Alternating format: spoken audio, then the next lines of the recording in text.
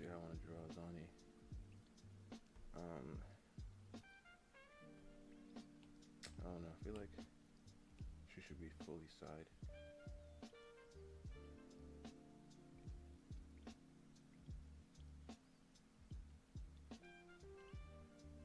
I mean, I don't know.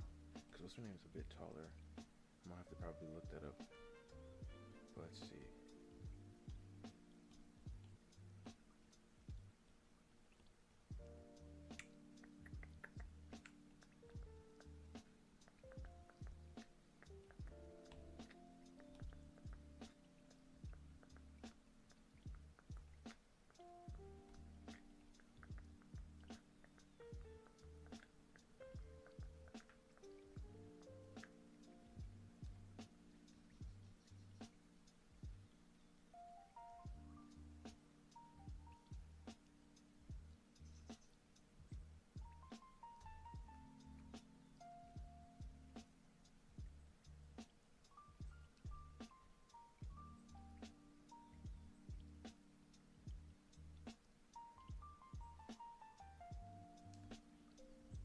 Okay, yeah. Oh, okay.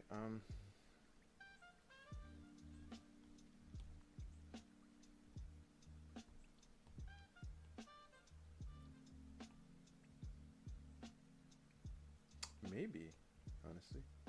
Maybe facing her, yeah. That'll be fine. I was thinking about like how I would want her hair to flow anyway. So her braid can come down. Her hairs would be really messy. This is after a sparring session.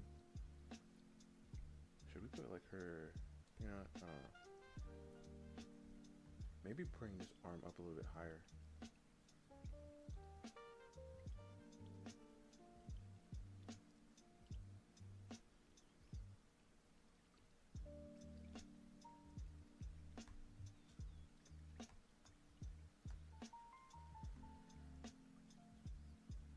She's this tall. We've already measured. No. She's this tall compared.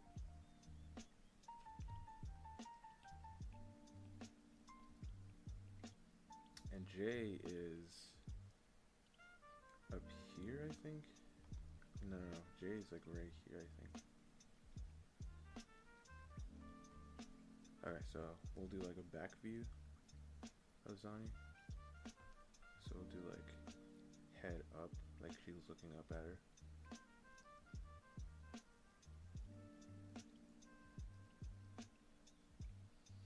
And then, that's too big. Your head too big there. And then shoulders, shoulder line, that is shoulders. And do like a nice. Zani's pretty skinny, so that makes sense.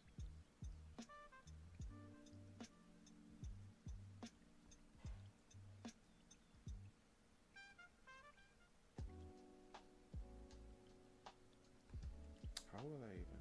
Maybe like no. I mean, yeah. Nah, because I feel like she'd be holding her scarf. I mean, she doesn't need to. Yeah, back there. And we'll round this out.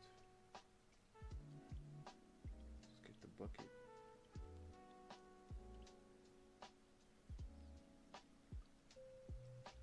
And then right here, the great trochanter bone coming out here.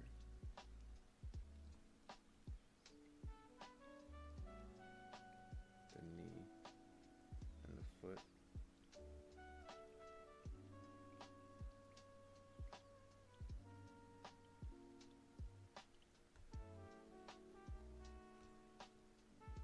Yeah, definitely too big. Yeah, I get that. That might make sense a little bit.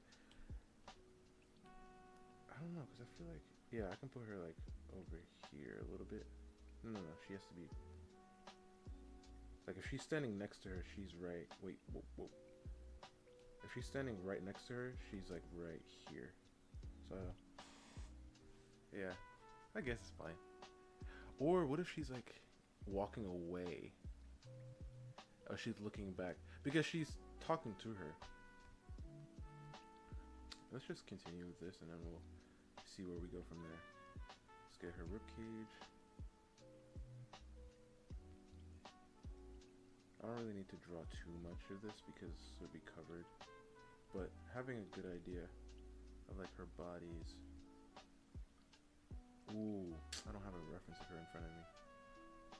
I should go get one.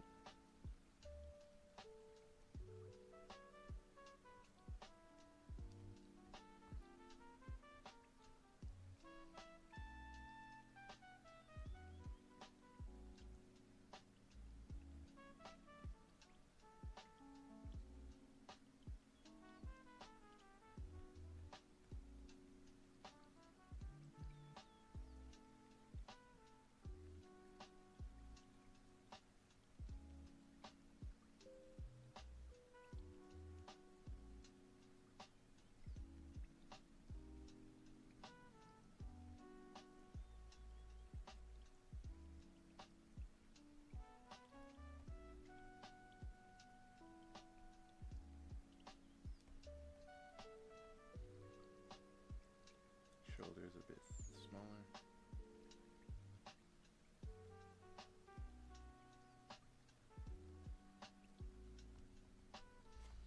Yeah, I think she's gonna be in her, like her actual. Ooh, I might put her cloak on her. Thinking about it now. Let's see.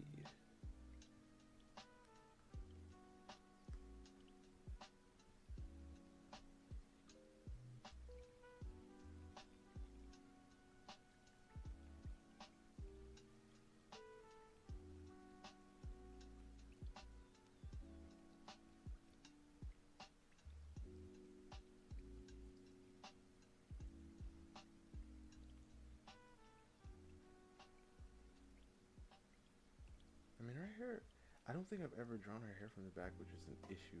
I mean, I feel like it's still pretty simple because of her dreads going like so. At the same time, I'm like, wait a second. And center parted, and then it goes and gets pulled to, but like from every part, yeah, I think we should be able to make it work.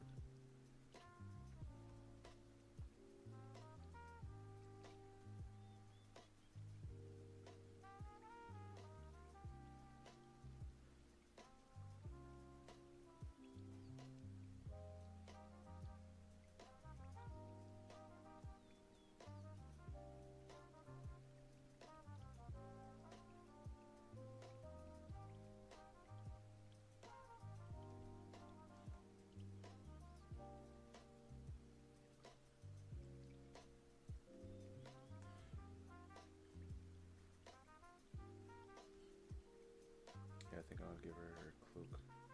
But her scarf is like over here. I want her scarf to be coming down on her back. And then we'll have her cloak come down.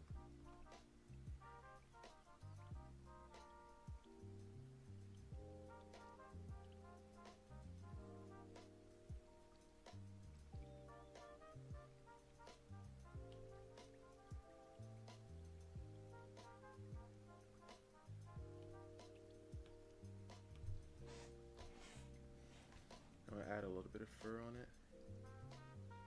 Because like I said, they are in a colder climate, so it just makes sense. Her neck is a bit longer too, I think, right?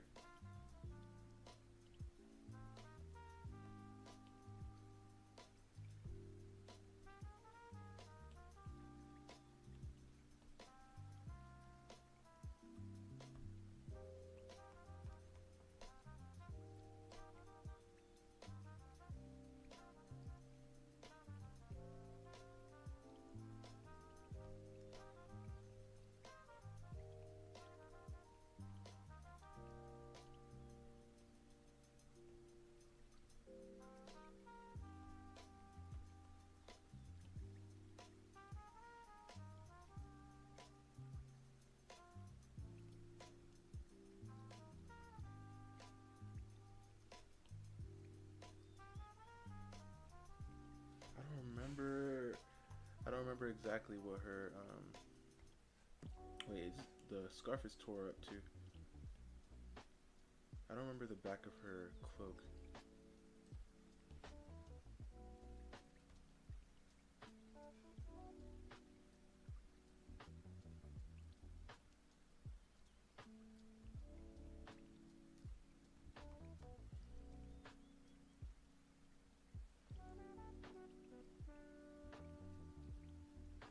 Her ear.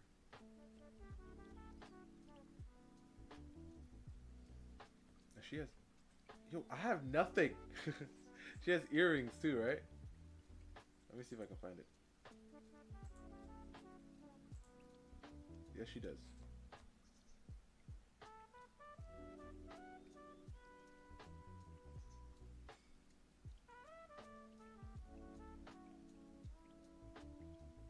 Wait, if she's from the back, the left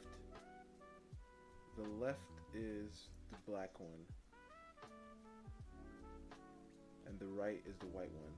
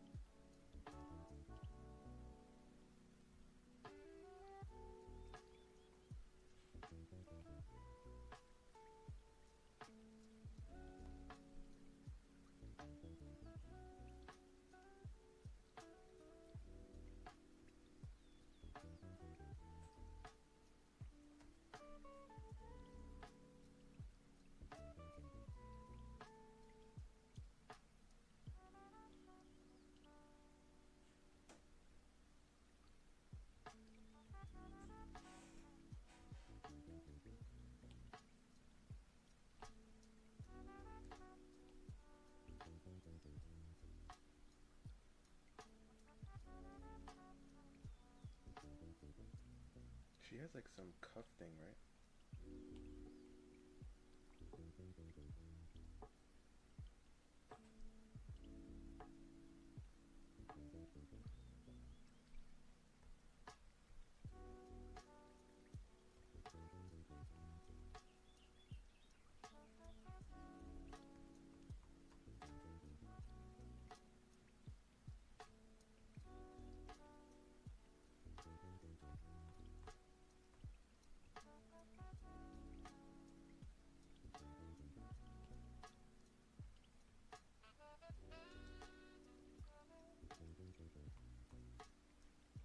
Wait, it should be really long.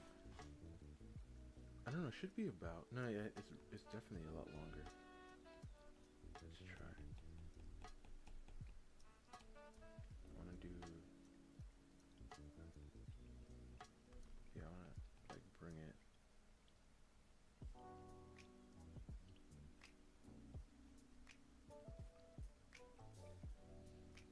And tear it up a bit.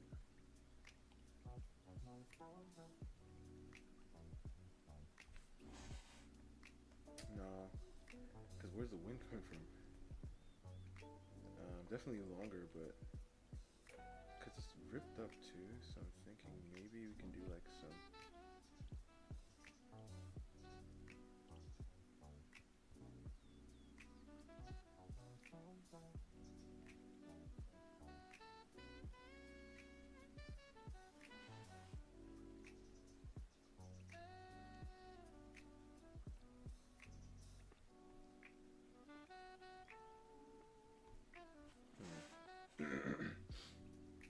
What's up, bro? How's it going, man?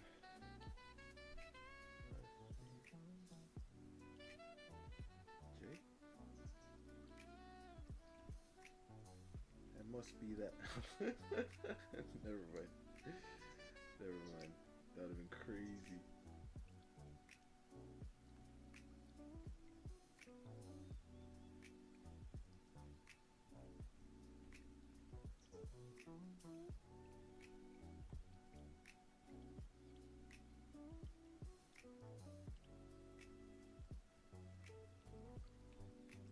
Yeah, her neck is longer.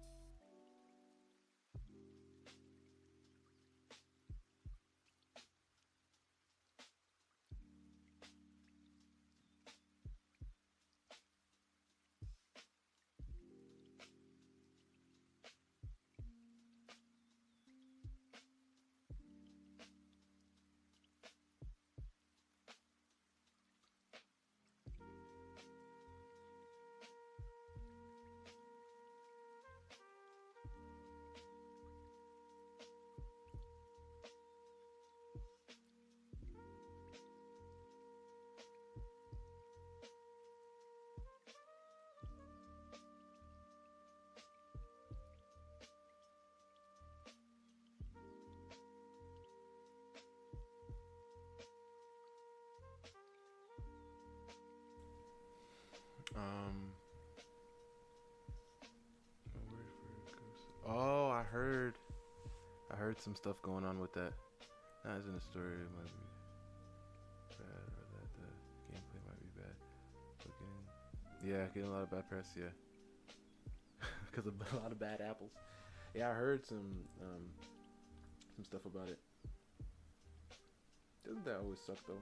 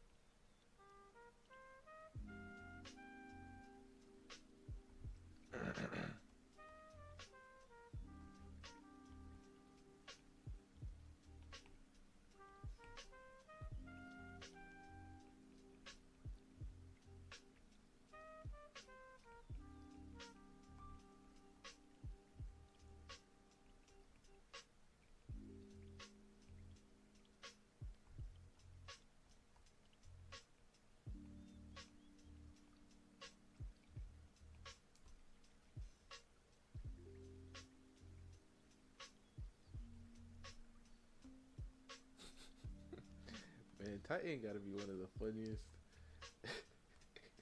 one of the funniest people of all time, for real.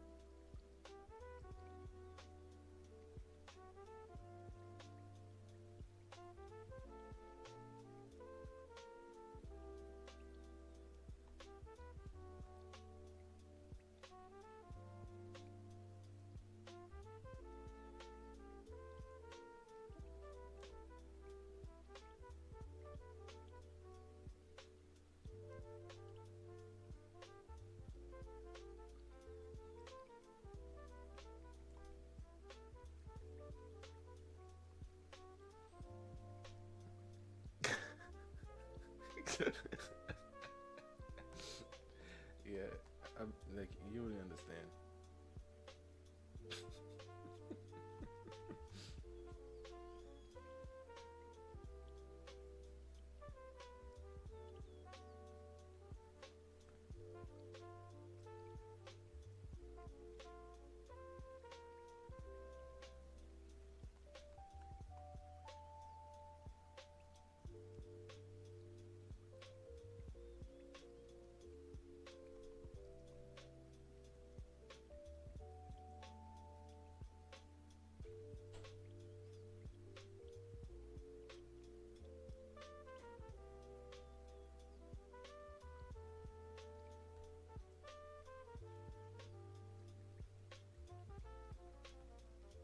That'd be a full-on side view.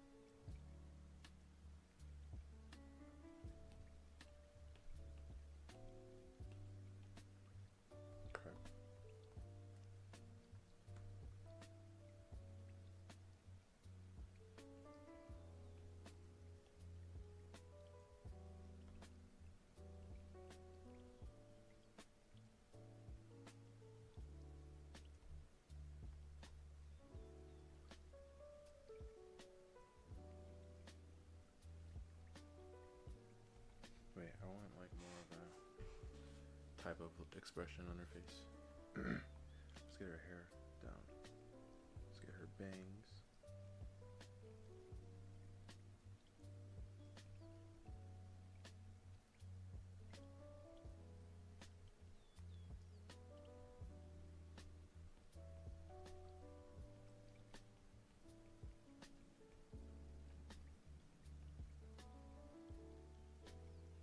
Her glasses.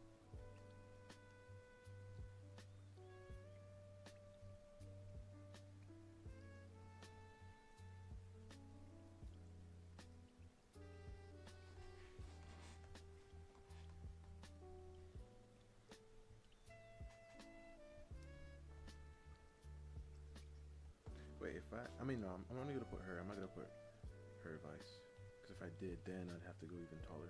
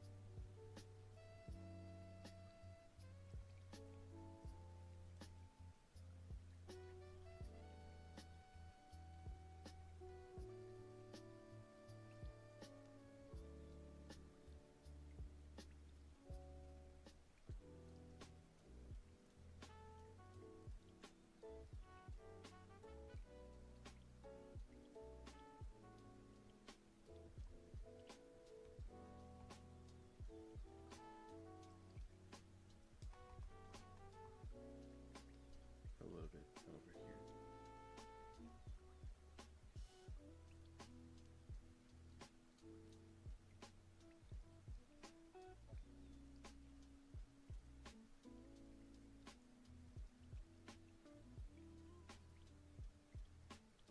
Oh, what?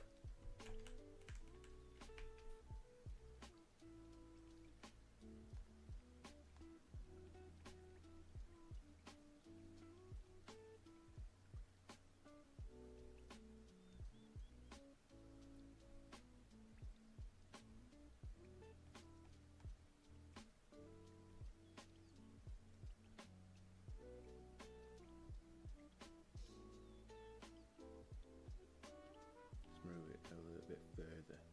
It's a little too close.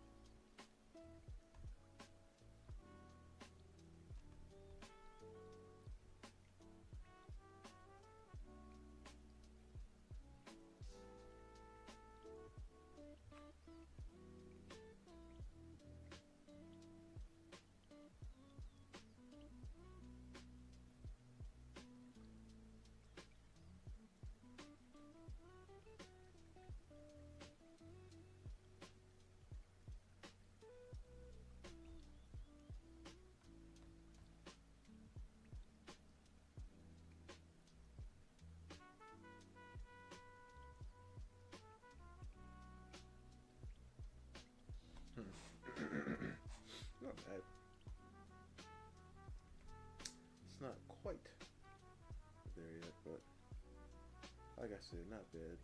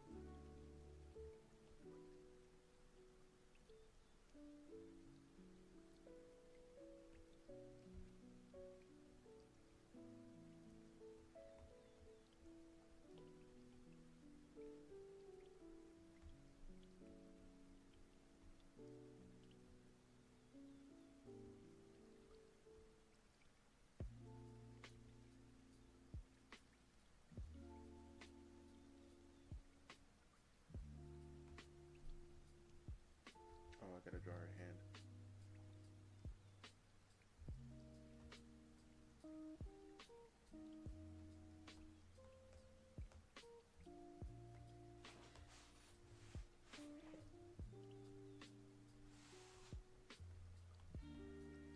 I said I have to draw her hand. I'm over here, up here.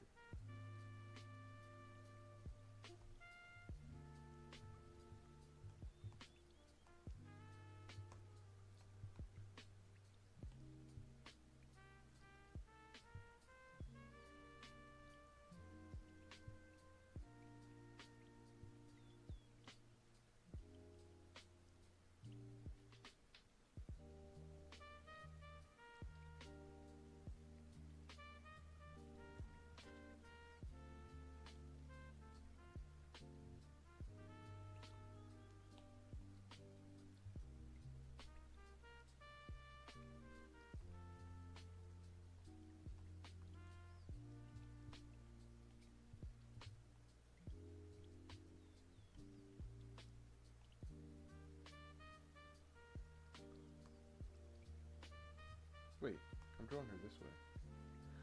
Okay, because I have to remember, because like her tattoos are on her left arm. So if I draw her this way, her tattoos will be on this arm. But if I flip it, then it'll be on this arm. You understand? You understand? Yeah, I'm already doing it this way. Because we got to do left to right. I keep forgetting that though, honestly. Left to right. Left to right.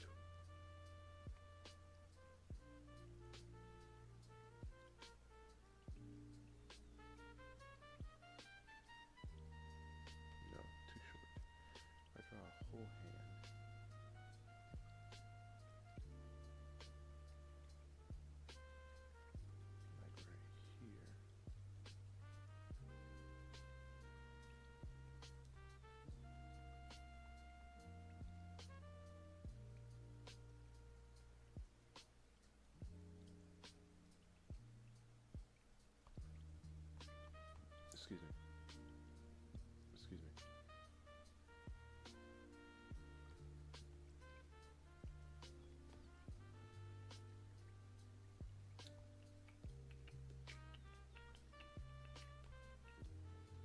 Yo, am I missing something?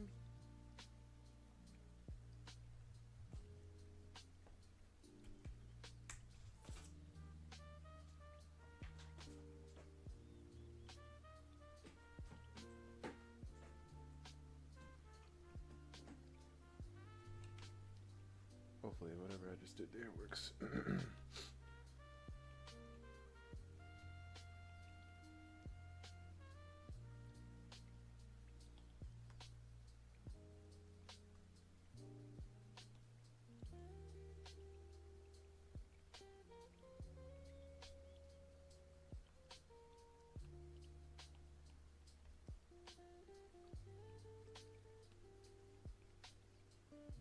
I mean, this one has to be higher because the arm is up.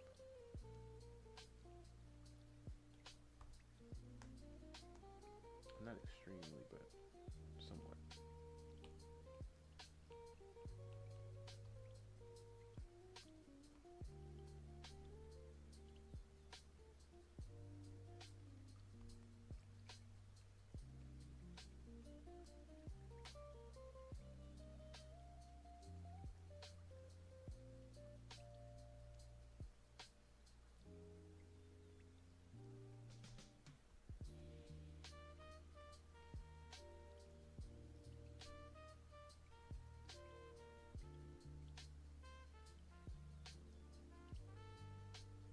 Wait, wrong.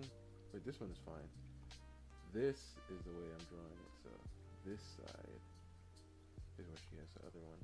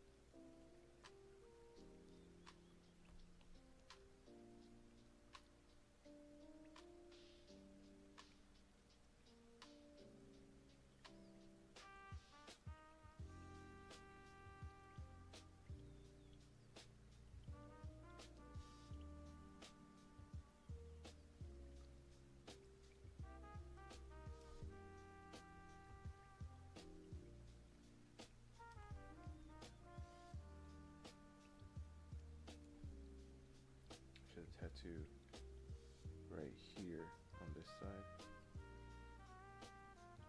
It goes up here,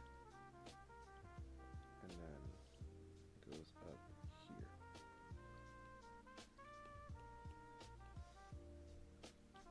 And then on this arm, she has scar here. She has a scar here.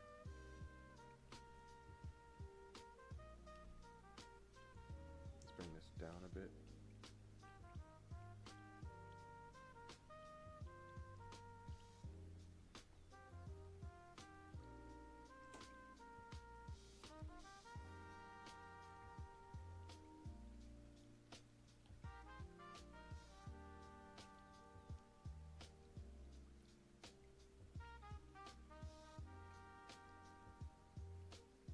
Wait.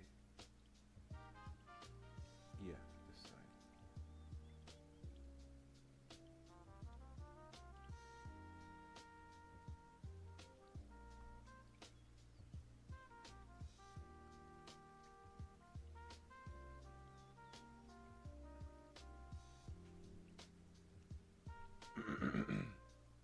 And here she has, or she wears these things with some fur.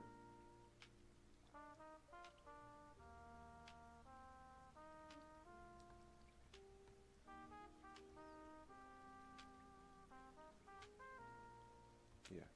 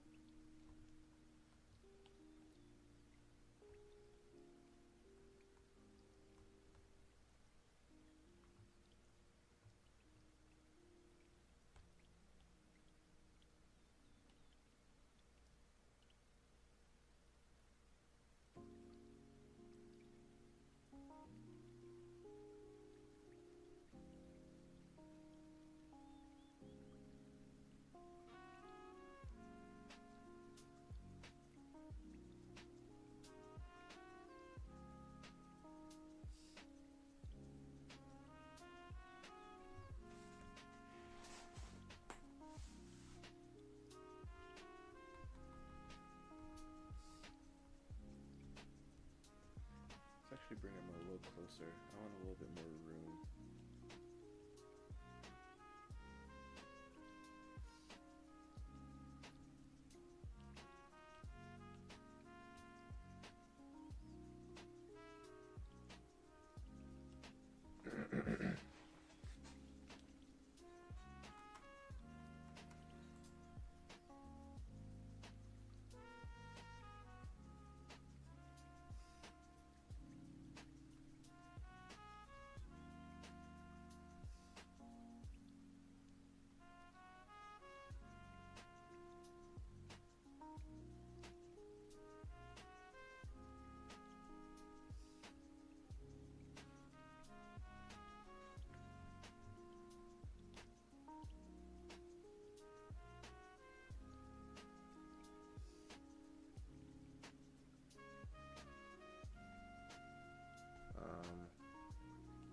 So if you shrink it again.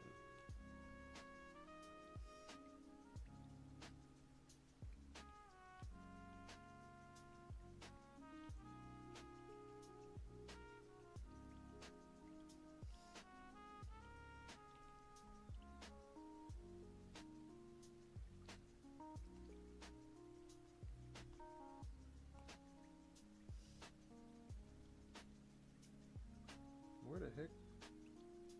Oh.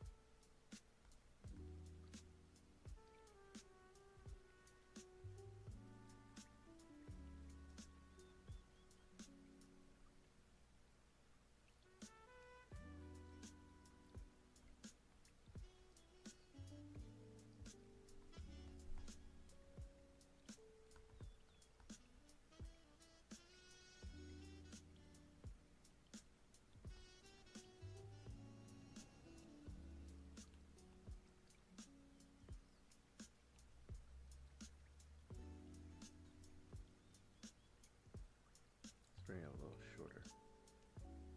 I mean, not really, because if you think about the length, yeah, so it's a little bit. It's a little bit longer will be fine.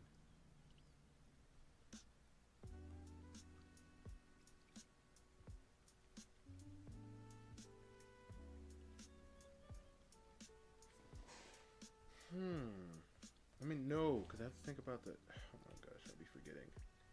I mean, the bottom is fine. I just need to remember that the knee goes in quite a bit.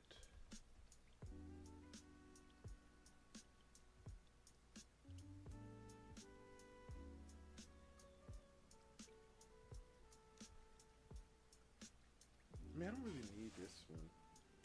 I don't really need this one, to be honest. I can do like the other one. What was the other one that I thought of? It's like, I don't remember.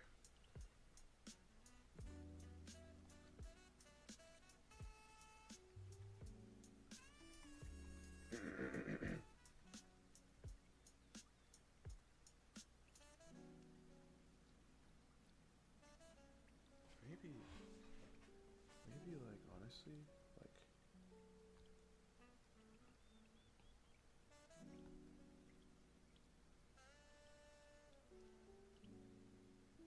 I don't know. I had a clear idea and it has disappeared from my mind.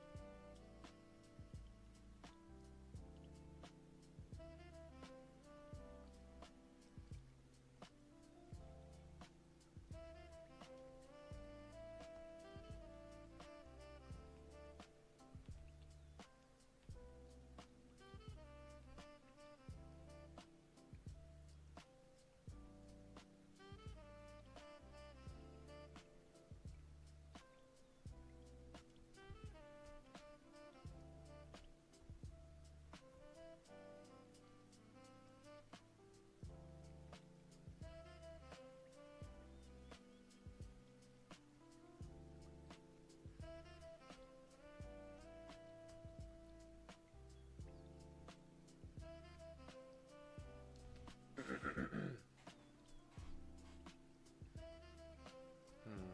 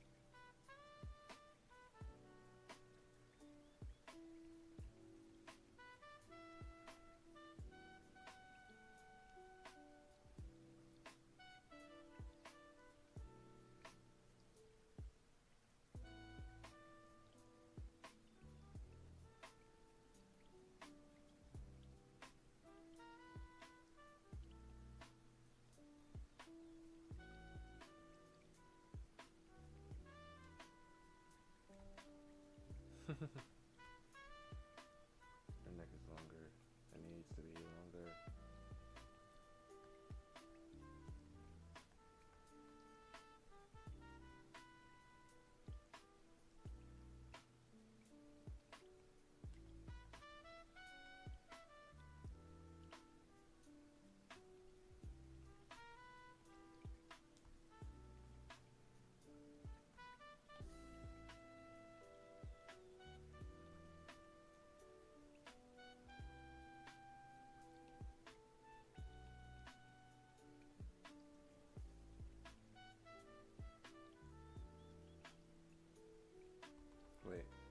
length goes like at least.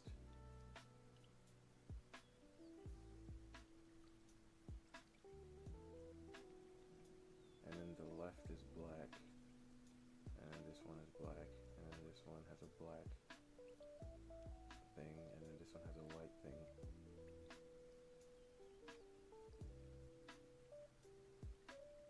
Center.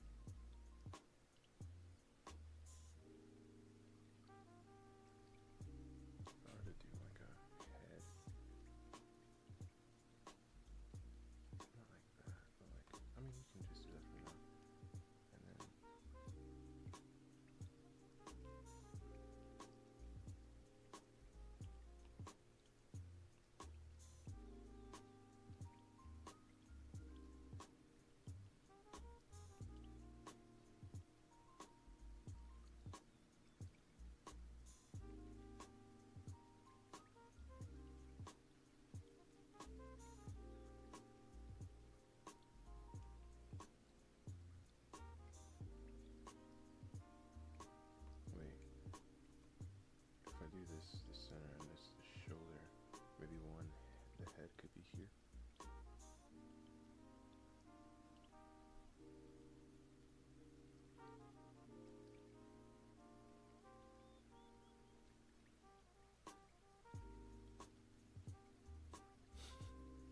Subway, huh?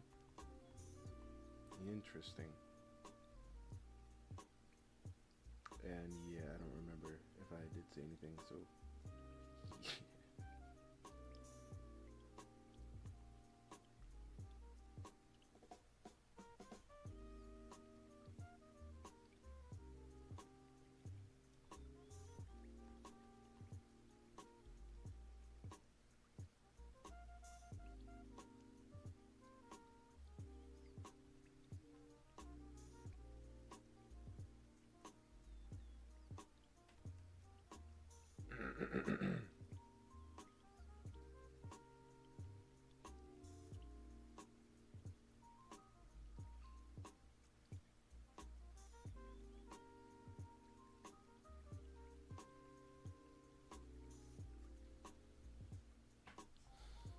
I bet you Jersey Mike. Honestly, I don't remember ever having Jersey Mike's.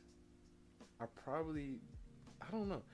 Like, is there a place called Firehouse or Fire something? Because I remember that. I don't even know if it's like the same thing. Because I remember having that before.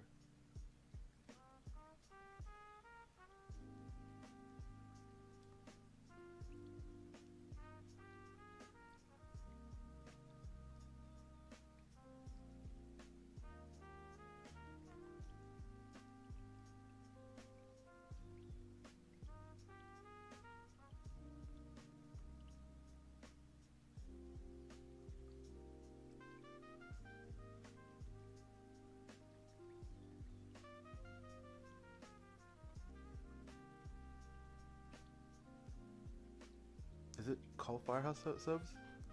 Because if that's what it's called, then yeah, I remember a Firehouse something, and it was kind of a hit.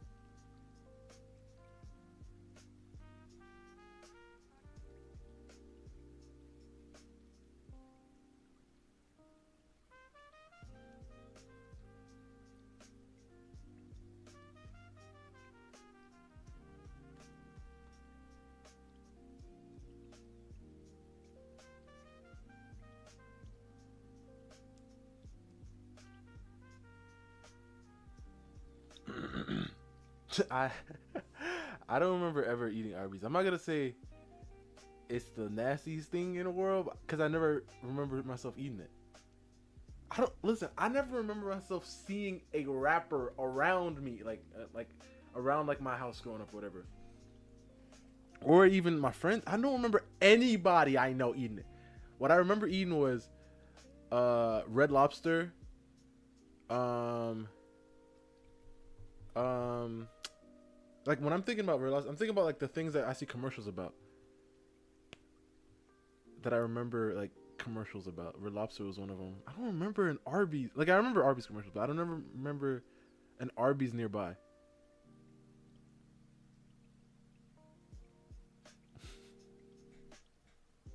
Watch that video you sent me.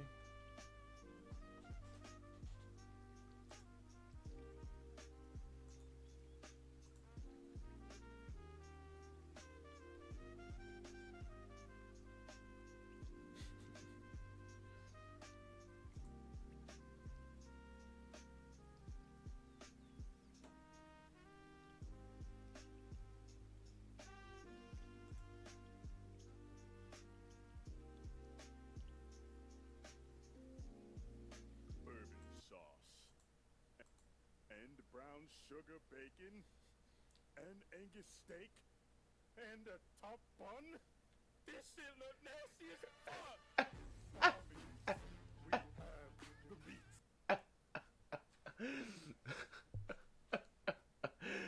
Yeah, I never, but the thing is, it's funny. I remember watching a video of this guy. Remember that food eater guy I showed you guys? Um, this man was eating Arby's and made it sound like the most delicious thing in the world. So I was like, "Hey, is Arby's really a hit? A sleeper?"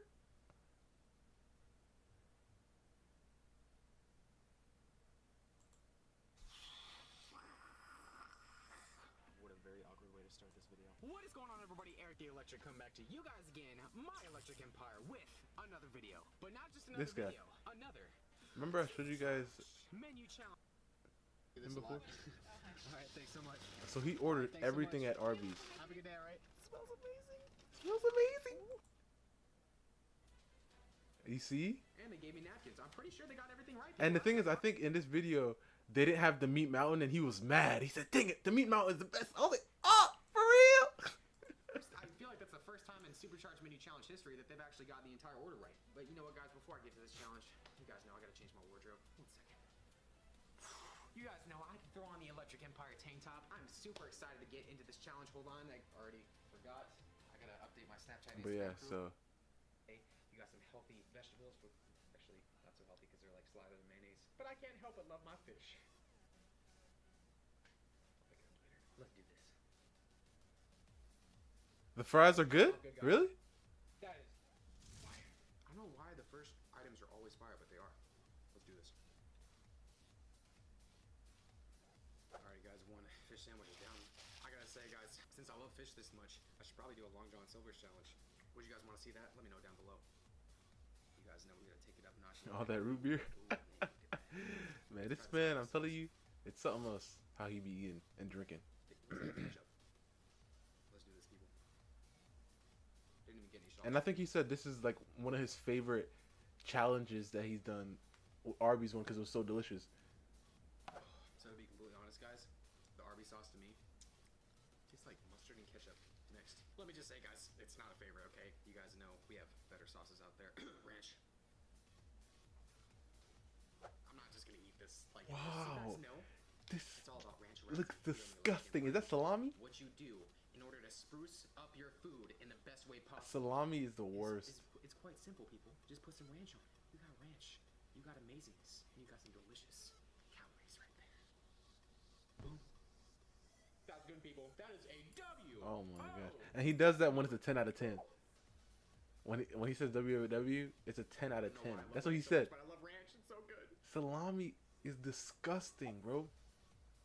I'm guessing that's what that is. It looked like it.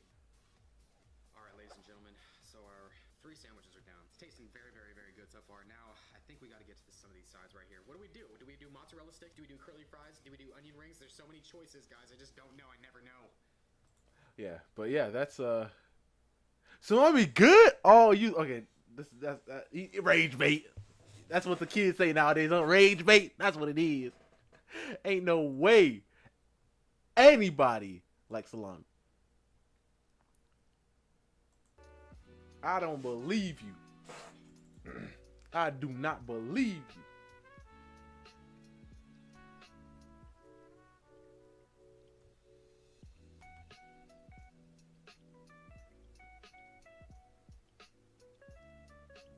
Excuse me.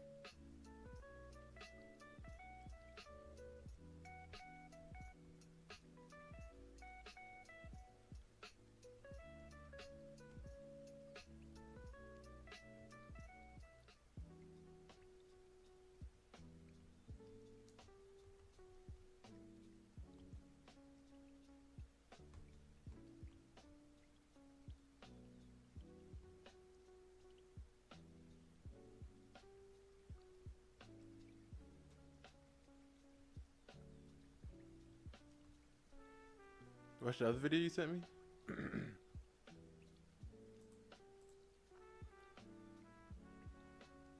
What the heck?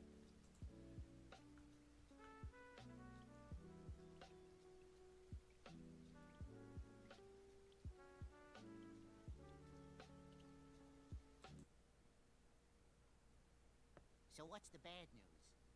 This whole time I've been eating the pepperoni. I've been eating me.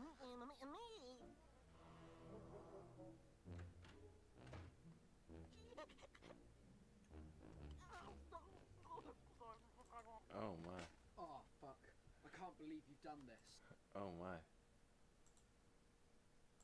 Oh my. Oh my.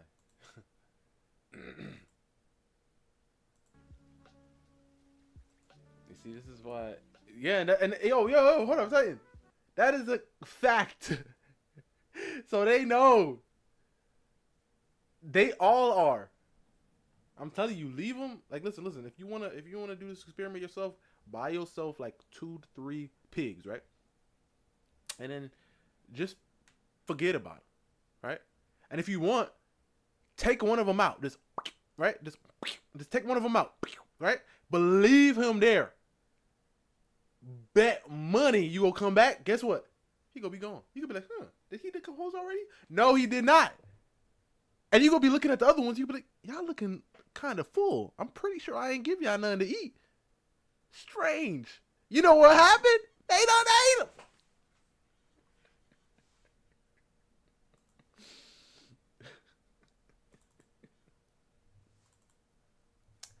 So yeah. I feel like this is bad because of the angle. So like, if I were to do like a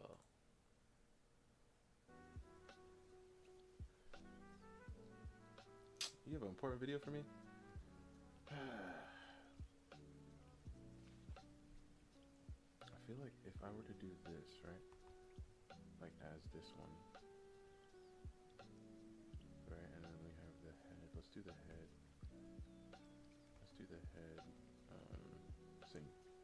Same. Alright, and then I draw this one, but I'm gonna use this one. I'm gonna go in more. Like right here. And then let it come back here. And then we're gonna wrap around here, like so. And then I'm gonna draw this head up here.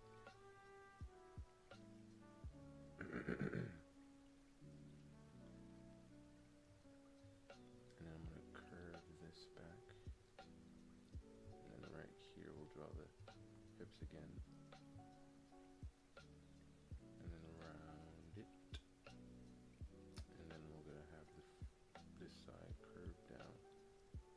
And then curve on this side. And go down in the center.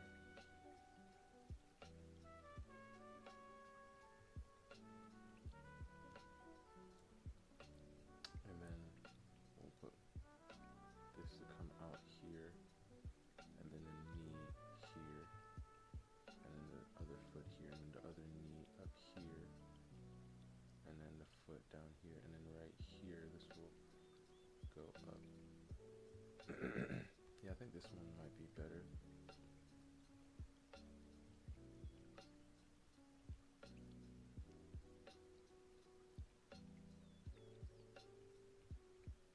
And then the shoulder will be here, elbow, and then up here, wrist, forearm, elbow, and then forearm.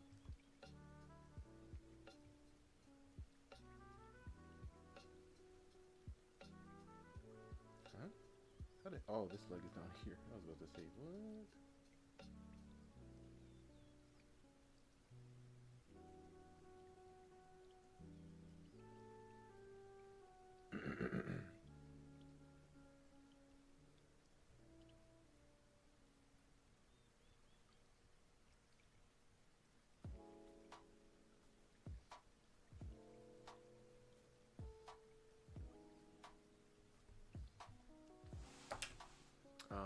Don't worry, it's just 5 to 20.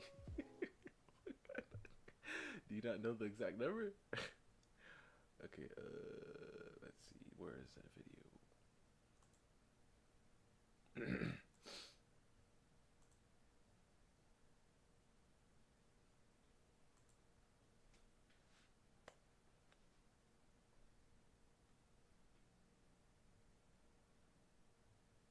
You what's the? Okay, I'm gonna watch because you said that. I'm going to watch 5 to 20 seconds of it. Is brought to you by Noom.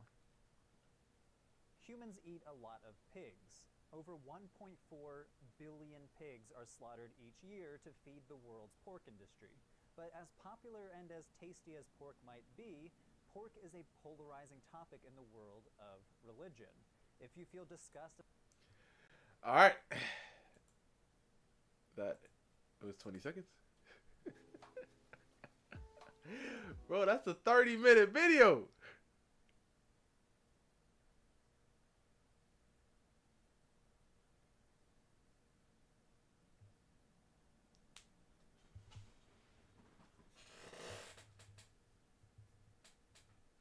Oh, you did say it's not.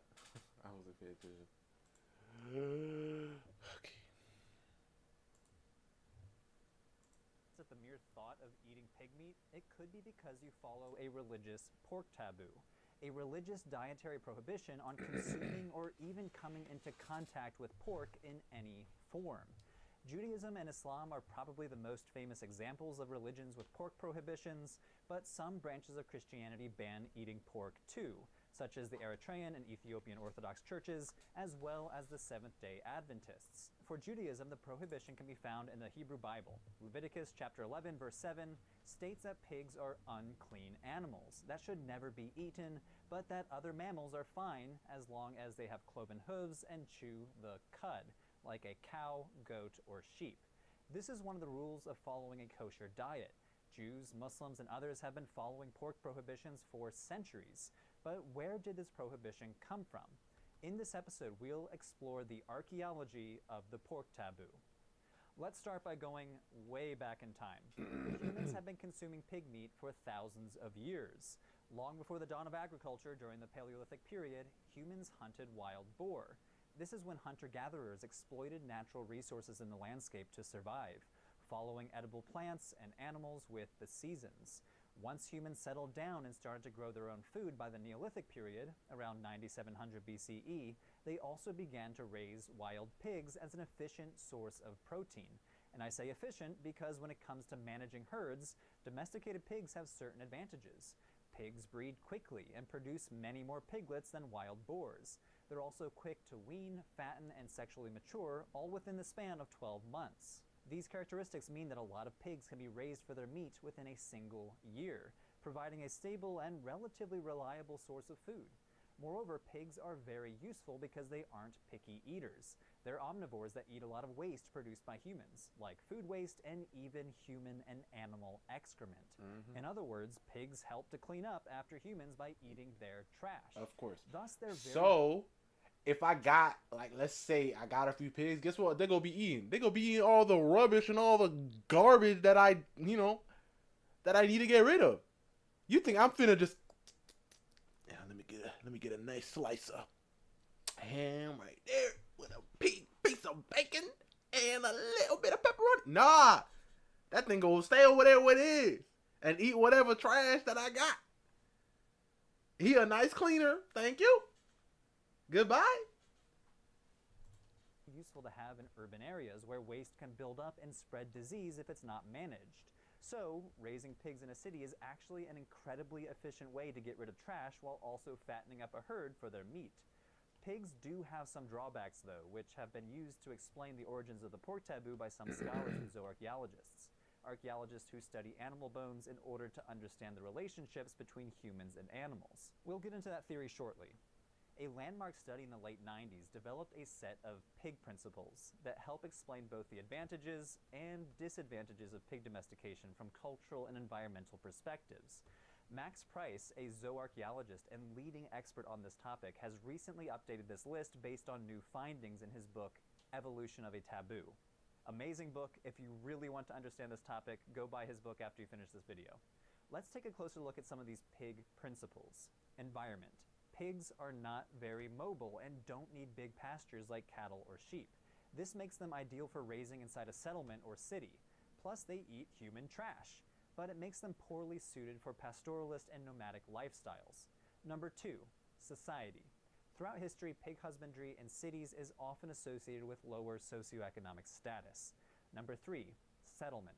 Pigs are useful for helping people to settle a new area. Since they can reproduce quickly, new herds can be started quickly with just a few starter animals. And economy. Pigs can be harder to regulate than other domesticated animals for 2 reasons. Their litter sizes can vary drastically. Sometimes a female pig can have as many as 12 or 14 piglets, but it's often much less.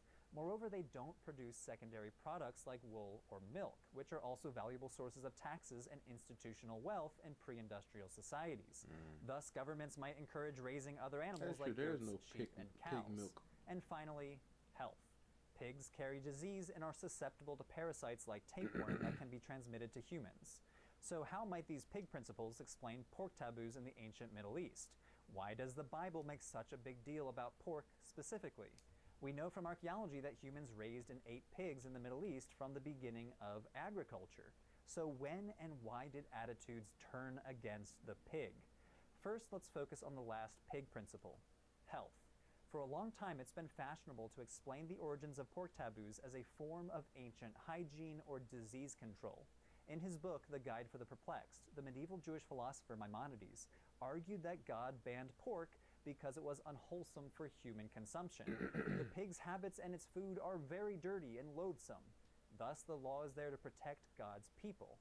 This ancient hygiene theory exploded in 1835 with the discovery of the parasite Trichinella spiralis, which causes the disease trichinosis. This is a roundworm that can cause diarrhea, vomiting, inflammation, and sometimes more serious complications like the inflammation of the heart or lungs. Pigs are a primary, though not exclusive, carrier of this parasite, and you can get it into your system if you eat undercooked pork. As the argument goes, the origins of the pork taboo must have been inspired by ancient attempts to counter these parasites. There might be a kernel of truth to this argument, but archaeologists are not convinced. First, the biblical prohibition says nothing about health. As the archaeologist Max Price says, if ancient Israelite priests had somehow cracked the epidemiological code for trichinosis, why would they keep such a tight lid on their discovery? Why not write, "Thou shalt not eat the pig, for it will give you diarrhea," instead of shrouding it with reasons like, because it has a cloven hoof and does not chew its cud? Second, this theory does not account for the fact that ancient civilizations worldwide thrived on pork as a main source of protein. The Greeks, the Polynesians, people in New Guinea and China, even in the Middle East during the Bronze Age. Everywhere, pork was a vital source of protein that undoubtedly helped these civilizations to thrive. Any negatives of trichinosis presumably did not outweigh the positives that this extra source of protein provided pre-industrial societies. Remember from those pig principles, pigs have several advantages. Within 1 year, you can raise a pig from birth to your dinner table. They can also dispose of your trash. So in the end, as Price argues, the health-related explanations attempt to force-fit the pig taboo into a functionalist framework, rather than pursue scientific interpretations of the available historical information. The archaeological and historical data points to a much more complicated origin, rooted in Bronze Age economics and Iron Age social dynamics. We'll start with the economics and then we'll get into the social dynamics. But first, speaking of efficient sources of protein, I want to thank the sponsor of this video, Noom. I knew Noom it. is a new and different way to It's get like sometimes healthy, I'll be trying to catch using like when they throw that psychological tools in the field of cognitive behavioral therapy. I don't know about that ad. you, but I'm notorious for yo-yoing between being super into fitness and being very health conscious. For 1 week, I'll be hiking every day and rock climbing, but then for the next 3 weeks, I'm sitting on my couch playing video games and shopping for beers. And yes, that's me shopping for beer brewed by Cistercian monks for a future video on monastery beer. Probably not the healthiest decision, but Noom is all about decision making. It's all about helping you learn why you make the decisions that you make and helping you learn how your mind works so that you can make small daily changes that lead to long-lasting change. Noom is a behavior change program. It offers daily lessons and food tracking functionality. It leverages psychology, personal coaches, and mobile technology to help people live healthier lives. To get started on your personalized Noom program, click on the link in the description below to take their free 30-second quiz to get started. I've found Noom's food journaling function to be most helpful for me. So let's say you're living like a Neolithic human that we were just talking about in the first half of this video, and you just ate 1 pound of wild boar. So you just go to log your meals, morning snack. All right, type in wild boar, toggle the amount, so 1 pound. All right, 726 calories, boom, and done. You can also track your water and fitness goals too. So if you have fitness and health goals that you are trying to achieve, then click the link in the description below to take their free 30-second quiz to get started. Thanks, Noon. And with that, back to pork. So to get a better understanding of cultural attitudes towards pigs, let's jump forward in time from the Neolithic period to the Bronze Age. The story of the pork taboo is a story of the steady decline of the pig's popularity from the early Bronze Age to the late Bronze Age. According to archaeological surveys in the region, in around 4000 BCE, pig bones made up about 30 to 40% of the total livestock at some of these settlements in the region. By 3600 BCE, it was around 16 to 30%, and by 1600 BCE, pig bones at archaeological sites were really rare. Why the decline? The first explanation is economic. Like I said earlier, pigs are not conducive to wealth creation in pre-industrial societies. Horses and donkeys, oh yeah, they are wealth generators as beasts of burden. Same with cattle. They can plow fields and their manure helped to fertilize the crops, so they were essential to the economy. Plus, cattle, goat, and sheep all provide wealth-generating secondary products like milk and wool. Like grain, these commodities are easily stored and traded, helping to fuel the rise of the big Bronze Age institutions that we see, like temples and palaces in the 3rd and 2nd millennia BCE, both in Egypt and the Near East. Pigs don't have much going for them. They don't really fit into the Bronze Age economy. They're small, so they're not useful for large-scale agriculture. They don't really produce secondary products except for lard to make soap, and they're harder to tax compared to other livestock. It seems that over the course of the Bronze Age, institutions started to dominate the wealth-generating types of livestock, while lower classes were stuck with raising pigs and were thus cut out of the best pathways to wealth. This process was gradual, though. At first, pigs were really popular, both economically and religiously. The early Bronze Age was the time of the swine. A Sumerian cuneiform tablet found at the site of Zabala in southern Iraq from around 2200 BCE records 22 jars of pig fat, which was probably used to make soap for processing wool into textiles. Each jar contained 18 liters of lard, which translated to about 396 liters worth of the stuff. According to Price's calculations, it would have taken at least 45 adult pigs to produce that much lard, meaning that ancient Mesopotamian institutions must have managed large swine herds earlier in the Bronze Age. When it comes to religion, a 4th millennium tablet from the Sumerian city of Uruk mentions 2 temples owning a herd of 95 pigs. And at the site of Tel Mozan in northern Syria, archaeologists discovered a huge sacrificial pit dating to around 2300 BCE that contained 60 sacrificed piglets, along with some other animals, 60? possibly as offerings to the underworld gods. Around the year 2000, pigs were being consumed at religious feasts in Mesopotamia, and Egyptian temples sometimes accepted pigs as sacrifices. It seems that the garbage-eating tendencies of pigs was viewed as a good thing religiously. Just as pigs could absorb human garbage, the pig could function as a ritual sponge, taking on ritual pollution as a sacrifice. For example, a ritual described on a Babylonian tablet explains how to slaughter a pig as a form of supernatural protection. In the prayer, the pig functions in part as a substitute, transferring evil to itself instead of the human. So pigs were quite common in the Near East for a long time during the Bronze Age. You know, I should probably but read this it. popularity slowly eroded over the centuries. By 1600 BCE, around 400 years before our earliest archaeological evidence of the Israelites, the cuneiform record indicates that elite institutions mostly stopped raising pigs, including religious institutions. The Hittites in Anatolia banned them from temples. People in Mesopotamia also banned them from their temples, and the Egyptians also seemed to develop an aversion to them. The famous Egyptian Book of the Dead includes a passage about the god Seth attacking Horus in the form of a pig. Thus came about the pig abomination for Horus's sake. It was around this time that society started associating them with filth and pollution, while in earlier centuries the pig's tendency to eat garbage was viewed as a good thing. Now it was seen as an abomination.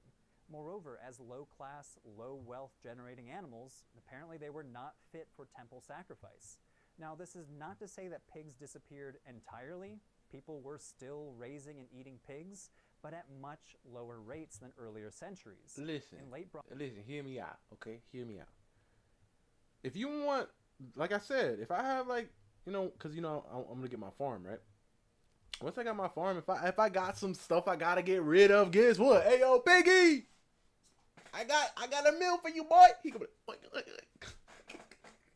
gonna go over there, eat it all up. I'm like, all right, man, I'm gonna hit you up next time when I need you. He be like, all right, my boy, and then he go back to his pen, right? And I'm just sort of continue to do that every single time I need a little something cleaned up. He go handle the business, but guess what? I ain't gonna do. I ain't gonna then eat. Piggy go. What are you talking about? And we never mind. I'm not even gonna make that joke. But yeah, yo, that's all I'm saying. Let's continue. Bronze Age Mesopotamia, animal bones excavated from archaeological sites show that pigs comprised only around 20% of the livestock. But even then, these pigs were probably used by the lower classes and not by elite institutions. Pigs were even less common in Levant compared to Mesopotamia, making up only 5% of the total livestock. In other words, pigs were vanishingly rare in the regions that would eventually form the heartland of the Israelite kingdoms. Pigs were also rare in Canaanite cities during the Late Bronze Age. Cities such as Megiddo, Tel Halif, and Beit Shan raised very small numbers of pigs, ranging from only 2 to 11% of the total livestock. This is complicated by the fact that one of the most revered Canaanite gods, Baal, was associated with wild boar, which is a dangerous and powerful creature with tusks that can easily gore a hunter. So this was probably a positive connotation, perhaps meant to emphasize ferocity, danger, and fertility, as well as the masculinity of boar hunting. But largely, the Late Bronze Age is a turning point in the development of the pig taboo. Pigs were no longer associated with the urban elite, but instead with the urban poor, perhaps creating a social stigma around raising pigs. When it comes to religion, pigs used to be viewed positively and might even have been valued for their ability to absorb filth and pollution. But now, that filth and pollution was unsuitable for cultic sacrifice. To make matters worse for pig economics, urban living started to contract during the Late Bronze Age. More and more people lived in small towns and villages. Thus, the only niche that pigs were particularly good at, eating trash in urban centers, started to disappear as well. Price argues that these economic realities, excluding pigs as sources of wealth, set the wheels in motion for pigs' cultural evolution into an underappreciated animal as temple and palace institutions abandoned them. All this to say, by the time the Israelites arrived on the scene, they found themselves living in a world where pig husbandry was already rare.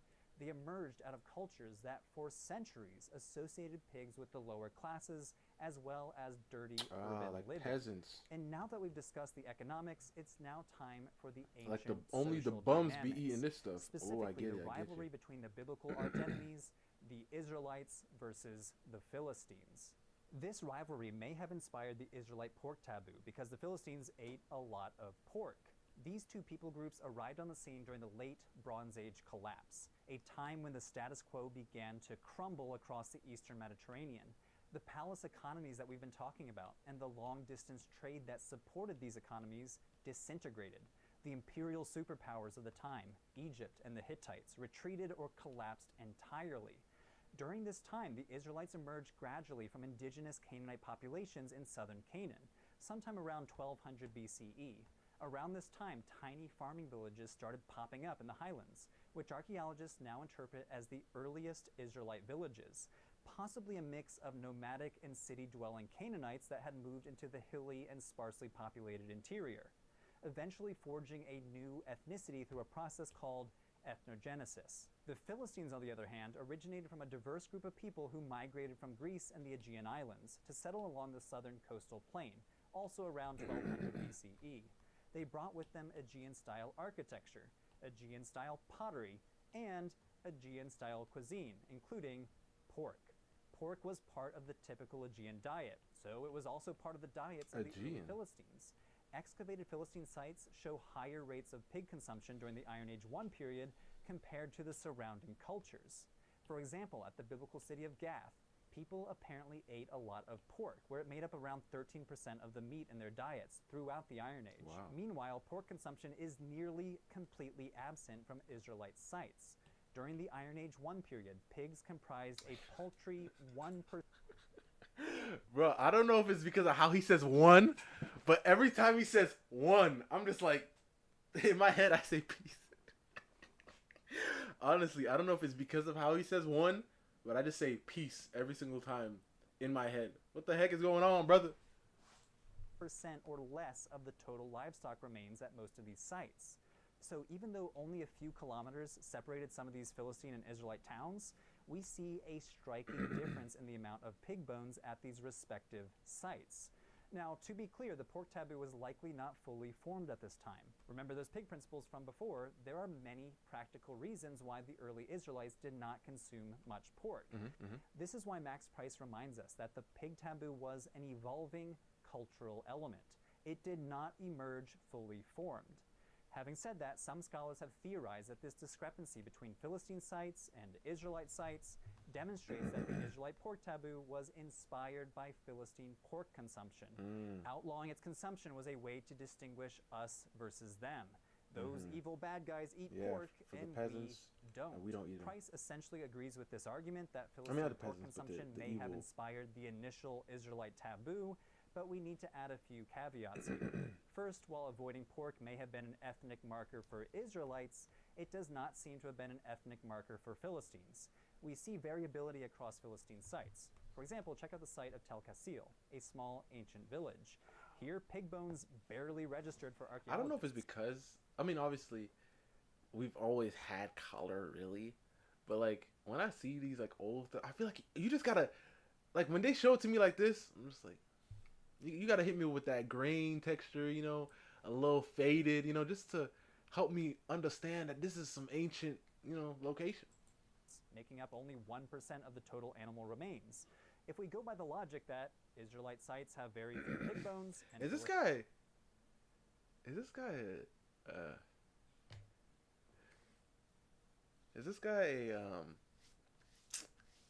hey, whatchamacallit? Philistine sites have a lot of pig bones, we'd identify this site as an Israelite town, but we'd be wrong.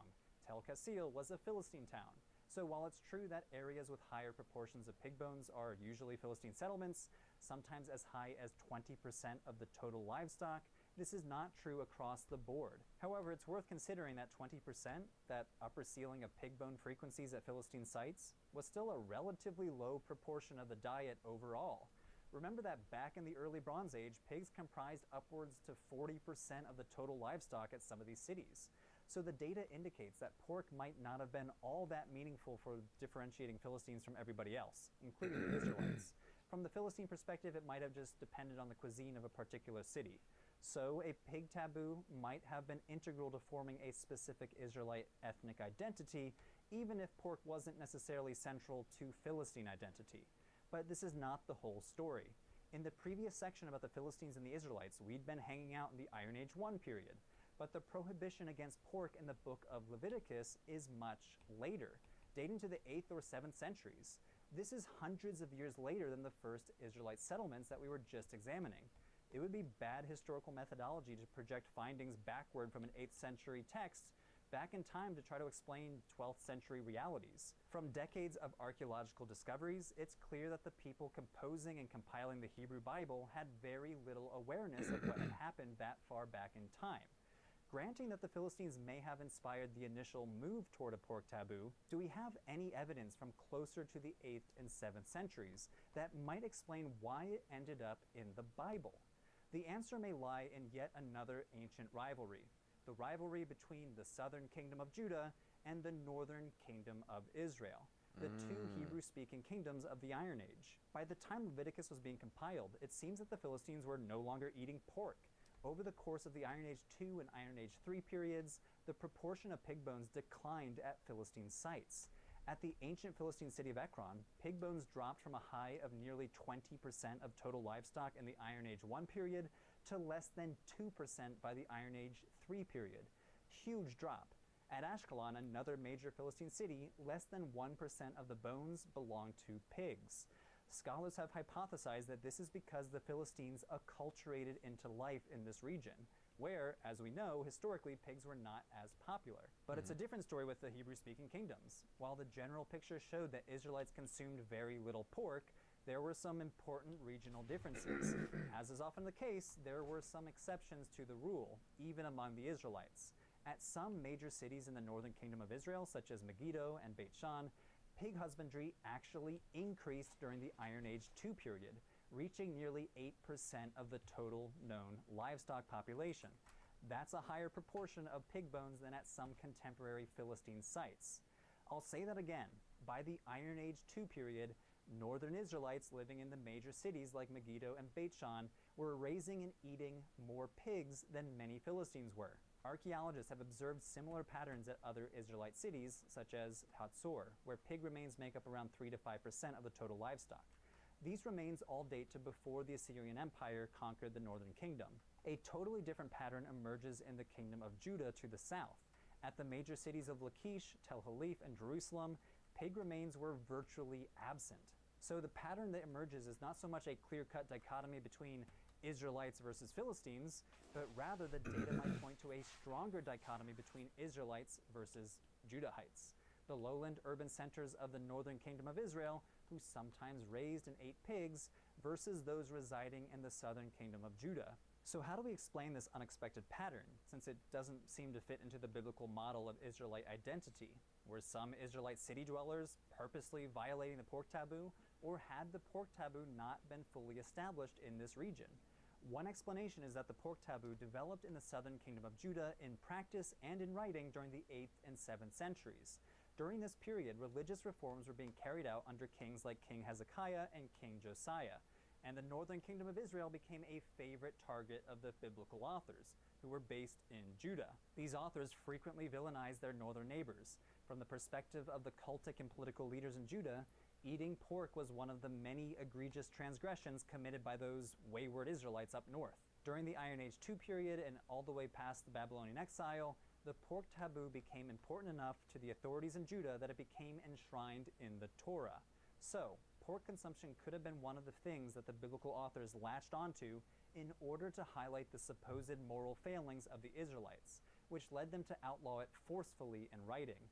In this line of reasoning, the pork taboo as an idea emerged in late Iron Age Judah as a reactionary backlash to the behavior of the northern kingdom, perhaps related to the ways those practices resembled their ancient rivals, the Philistines. Even though pork consumption was already relatively low, even among the Philistines, the creation of a religiously mandated prohibition on eating it marked a moral, religious, and ethnic contrast between the Judahites and everybody else. It was a line in the sand. In this model, Judah was the center of identity formation in the Iron Age II and Iron Age III periods. The religious reforms and prohibitions, including the pork taboo, reflected the world of Judah rather than the realities of daily life in the northern kingdom. These ideas stuck around and are still with us today because they were written down in the text of the Hebrew Bible. But the taboo really crystallized a few hundred years later during the culture wars of the Hellenistic period, when pork was a wedge issue dividing Jews from non-Jews, especially the Greek population. So, After yeah, the is this guy... You know who he looks like?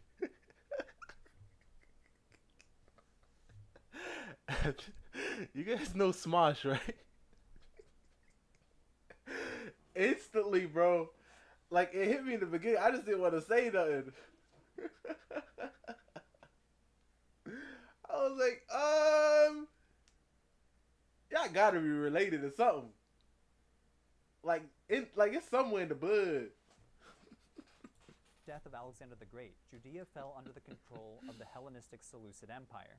When the king Antiochus IV came to power, he persecuted the Judeans, suppressing Jewish practice like circumcision and desecrating the temple in Jerusalem by sacrificing pigs on the altar. 2 Maccabees chapter 7 tells the story of King Antiochus arresting a Jewish mother and her 7 sons, and trying to force them to partake of unlawful swine's flesh. When they refused, he subjected each one to unspeakable torture, killing them one by one. Though the story might be apocryphal, it demonstrates how the pork taboo now played a central role in early Jewish identity politics. a rallying cry which culminated in the Maccabean Yeah. revolt, when Jewish rebels overthrew the Hellenistic rulers and established their own government, the Hasmonean Kingdom, which lasted from around 167 to 40 BCE. So, if a rivalry with the Philistines inspired an initial move toward a taboo, and the rivalry between Judah and the northern kingdom sharpened that taboo, leading to its codification in the Torah, then it was the clash between the Jews and the Seleucids that crystallized it for the rest of time. So to summarize, although pig consumption in the Middle East was initially very popular around the year 4000, over the course of the Bronze Age until around 1600 BCE, pork slowly but surely became less and less popular in the region. Both political and religious institutions seemed increasingly disinterested in raising pigs and focused instead on more lucrative animals like horses, donkeys, cattle, goats, and sheep. Raising pigs continued, but generally by the lower classes. Around the year peasants. 1600 BCE, around 400 years before the Israelites emerged as a people, there was a major drop-off in pig husbandry, possibly because it carried a stigma for being associated with the lower classes, also because pigs were not associated with wealth generation, and also because people started associating the garbage-eating tendencies of pigs as something bad instead of something good. The Israelites emerged from this cultural context of pig avoidance, but it wasn't part of their ethnic identity at first until they started to distinguish themselves from Philistines, who did occasionally eat pork. It finally became a codified pig taboo in the Hebrew Bible, sometime in the religious reforms of the 8th and 7th centuries. Some urban dwellers in the northern kingdom of Israel raised and ate pigs, while those in the southern kingdom of Judah almost entirely avoided pigs. Written from the perspective of the Judahite religious elite, it makes sense that the Hebrew Bible thus codifies something that they resented the northerners for consuming. All this to say, the pig taboo is not a static thing. It changed over time. The earliest Israelites in 1200 BCE probably did not care as much about avoiding pork when compared to the writers of 2nd Maccabees, where it was a central feature of Jewish identity. What started as a passive avoidance because of economic or social stigma evolved into a key religious prohibition and ethnic marker by the Hellenistic period. Now, this is a complicated topic, and research is still ongoing. So if you'd like to learn more, I'm including the bibliography in the description below, and stay tuned for future episodes on how this taboo developed in early Islam. Thanks for watching. Thanks, Ian. Definitely informative, and it makes a lot of sense when you start looking at it, like with like the things that end up changing over time, and then once they start, transcribing, and they're like, well, this is something meant for the lowborn, and since we're the highborn, of course, I understand all that. Am I going to now start to eat pork? No, but it was very informative. Truly informative. Appreciate it, man. I'm not even playing. It might sound like I'm joking, but I'm serious. Appreciate it, man. Very informative.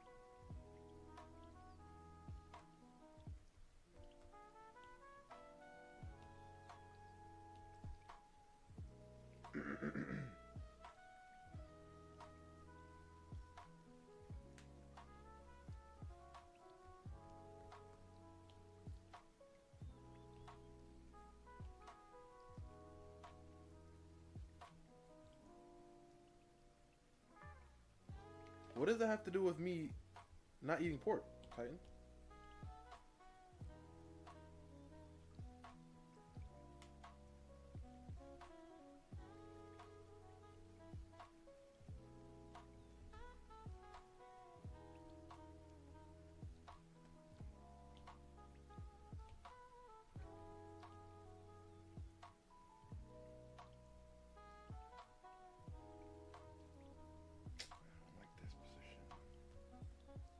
I mean, wait, this leg is supposed to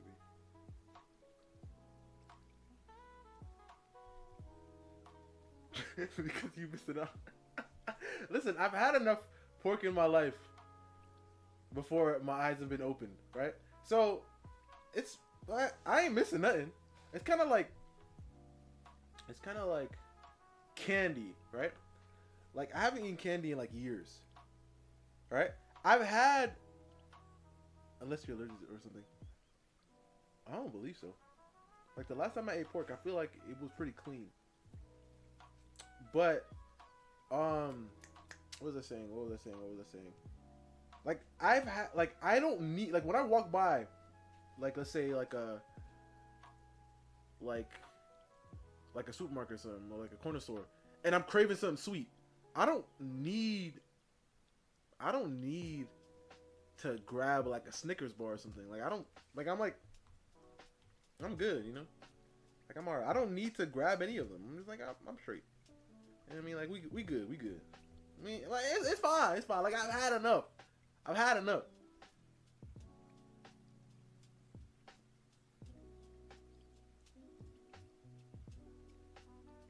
The only thing you don't like about pork is the fat. I try to, especially since I feel like mainly because I've been like cut in so much. Because like, when I tried, like, because I'm like really lean. When I was in the position of doing this, I had to cut out everything. I cut out burgers. I cut out everything, right? And obviously, I mean, I didn't cut out burgers. Like, I ate ground beef, which is like, if I were to mold it into a shape of a burger, I would have had a burger patty. But like, I cut out all that stuff. I cut out everything. I stopped eating out, and then I just naturally started to cut everything, you know, cut out candy, cut out everything. And then when I started to look into nutrition and everything, and then they started talking about healthy fats, and then they started talking about like these certain clean fats and proteins and everything. I was like, okay, and then I started learning about that. So if you're trying to look for like a clean fat, definitely look into some nice, clean, grass-fed beef, if you can, you know. Delicious. Very, very delicious. And I mentioned, have you had goat milk before, right? Oh no, you said you only drank from a cow. Like, I mean, even with that, you could make yourself like some butter, like some nice natural butter. Man, I'm telling you, once you start making your own stuff from scratch, you're gonna be done with everything. Once you start looking at the ingredients for things, you're like, oh snap, for real, I've been putting that in my body. Oh, nah, my boy. Right? But it does like suck sometimes. Like, I remember when I went to Colorado, like I told you guys, I just came back a few weeks ago. Wait, no, a month ago. No, a few weeks ago. Yeah, a few weeks ago. I'd say a few weeks ago. Like 2, 3, right? And it was kind of difficult because, like, you know, I couldn't, like, just eat everything. But my cousin, bro, man, bro. Like, once I got down over there, we went to, like, Sprouts, which is kind of like a Whole Foods place. And he was like, yeah, let's just get some stuff that you can eat and stuff. I know you ain't eating all that other junk. I'm like, yeah, you know what I'm saying? I'm trying to, you know. So, you know, and then I got some, you know, some nice stuff. You drink Arizona forever? What's your favorite Arizona? What's your favorite Arizona?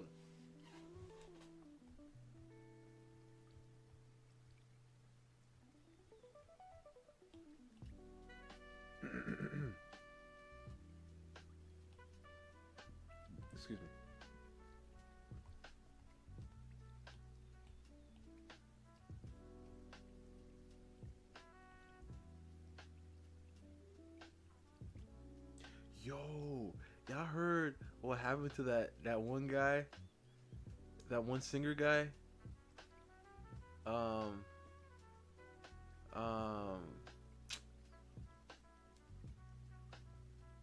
mean that's straight. The best one, it's alright. It's okay here and there. But that one singer guy, he did like music, like he has a lot of TikTok sounds, but he did like music in Arcane.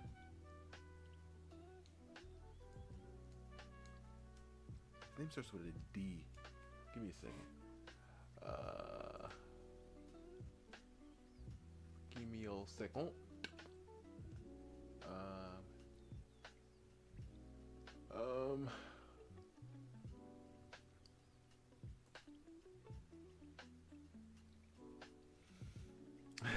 Yeah, singer guy. I'm trying to find it real fast, bro. Give me a second.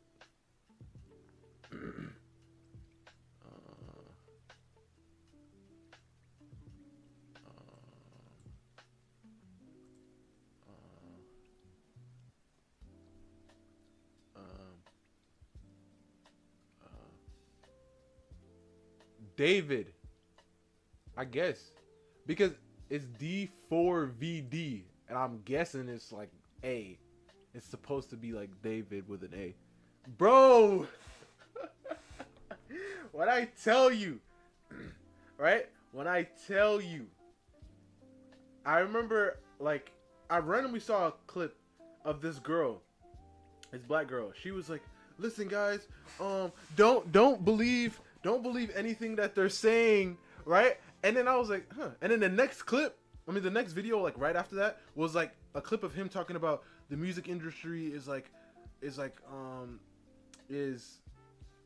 the music industry isn't cool, you know, guys. I like don't sign up for this and everything, right? And then I was like, yeah, bro, I'm behind that. Don't sign up for these music labels and all this stuff. I'm cool, right? And then, right? And then in the back of my head, I was just like, yeah, let me just forget it. The music industry be wilding, right? And then things start coming out.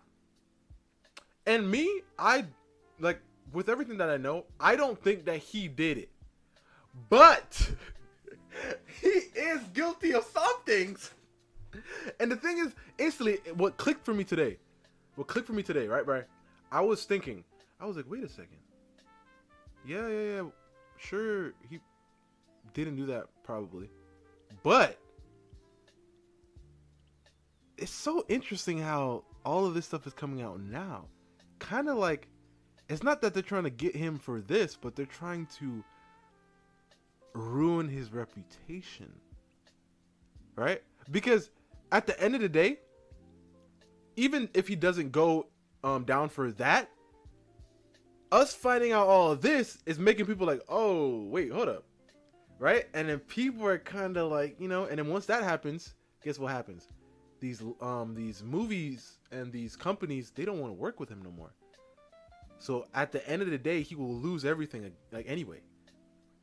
So I was like, yo, do you think, conspiracy, that this was all a game, a plan? Because he did say, stop doing it. So it could have been like he went against the grain. He was like, yo, I ain't working with these company no more. They not letting me do what I want to do. So they were like, oh, bet, for real? Okay. Hey, just continue to make your music, go on tour, go do your thing, brother. And he opened his phone. He's like, what? Wait a second.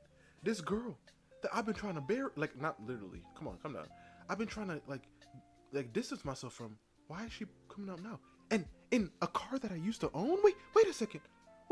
What's happening? And now people are like, who the heck is this person? And then they start fighting. I'm like, oh, snap. So he go walk into that room, and they're gonna be like, not guilty, right? And then he go walk out, and they're gonna be like, wait, yeah, but you still did some things, bro, that I don't know if we want to work with you anymore. You know what I mean? Oh my gosh, bro. I'm telling you. And I feel like that's the whole thing with the Diddy thing, right? I feel like they knew they weren't going to be able to get him. So what they did anyway was they just put everything out. They put out the clips They put out the elevator, that footage. They put out all these things. They knew they were gonna get him for that thing, but they knew, like, with all this stuff going on, people were just going to distance themselves away from him, and then nobody's gonna want to work with him anymore. Yo, when I tell you this stuff, it hit me. It was like, it all clicked. I was like, oh my gosh. Listen, like, I don't know if this is what's happening, but to me, it makes a lot of sense. It makes a whole lot of sense that this was the plan. Because I feel like even Michael Jackson, this happened to him too. But at the end of the day, Michael Jackson was just too big for them to do anything. You know what I mean? He was just so popular. Like, literally, he was so big to the point where people were literally like, yeah, he might have done this, but it's Michael Jackson. And I was like, oh my gosh. Listen, I don't believe he did it, any of it. But still, people were literally like, yeah, but it's Michael Jackson though. So they were giving it a pass because it was him. And I was like, whoa, hold up. You know what I mean? But I feel like at the end, they couldn't stop how big he was. So they had to, hey, listen, conspiracy. I know I know, like, when I'm spewing these conspiracies, but I mean, yo, you can't say that it don't make sense at all, though. You can't say none of it makes sense. Come on now. Come on now.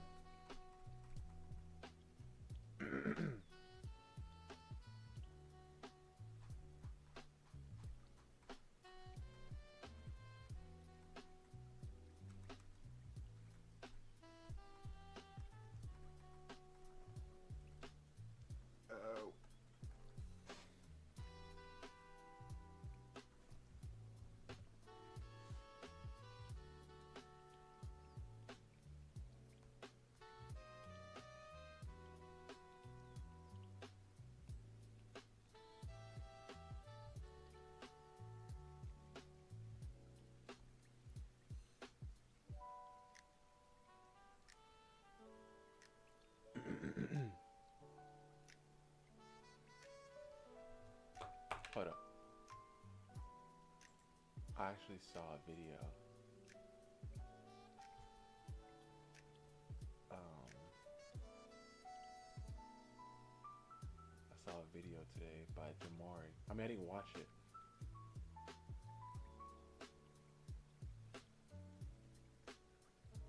I didn't watch it. But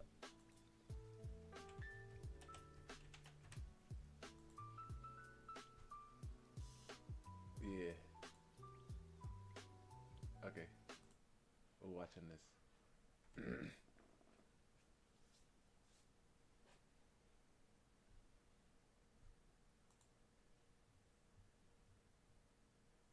So there is a music artist out there named David, born March 28, 2005, and raised in 2005? Houston, Texas. He's young. His come-up story is actually pretty insane. The guy was a YouTuber trying to be the next big gaming streamer, and so back in 2018, he was creating Fortnite content, including montages. So basically, I played Fortnite from 2017 to 2021. I became a YouTuber. I was playing Call of Duty, Fortnite, all these different type of games. Just try to become like the biggest next thing streamer, Kaisen at everything. Where he was routinely using the most mainstream trending music to get more eyes on his videos, because at that time he was completely unknown. The songs have an algorithm to them. So let's say 2 people use, I don't know, Halo, and then 3 people use them, 4 people use them. That song, if you hear it in enough videos, your video will be the one that goes up. I don't know how it works, but on YouTube, that's how it works for Fortnite. So you literally, nothing changed in what you were doing. All you did was Just put one song in. Put a song in the video. That is until David's worst nightmare came true, and almost every video he had ever made got copyrighted overnight for using the music. And so David breaks down, he calls his mom crying, and she says if you want to fix your problem, then you should just make your own music. So then David literally starts recording into his phone, and creates his first song on a free music editing software. He posts it up to SoundCloud, it starts getting plays, and the rest is really history. Wow. I made the song called You and I, which now has, 94 million streams. My second song I ever made. Put it in the montage, and I tagged it on Twitter. First Fortnite player to use his own song in a video. That was the title. And bro, everyone was using the song after that day.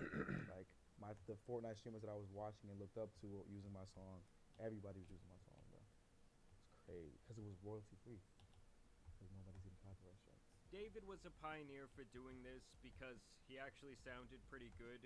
It's actually pretty reminiscent of the blog era back when I was a teenager, when rappers like Logic and Skizzy Mars were blowing up from phase montages back Logic. then in the early 2010s. So he was making the Fortnite videos with his music, and then he started making trending sounds on TikTok by recording covers of already popular songs, and then pitching the audio all the way up to give it that classic Alvin and the Chipmunks sound.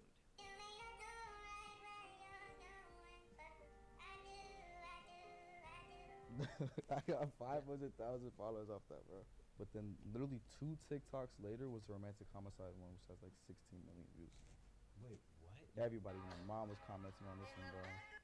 Wait, Like, so you made this one as Alvin still? dude, yeah. Let me hear. Still, same thing. Everything is crazy. He actually credits making those covers as the place where he honed his sound.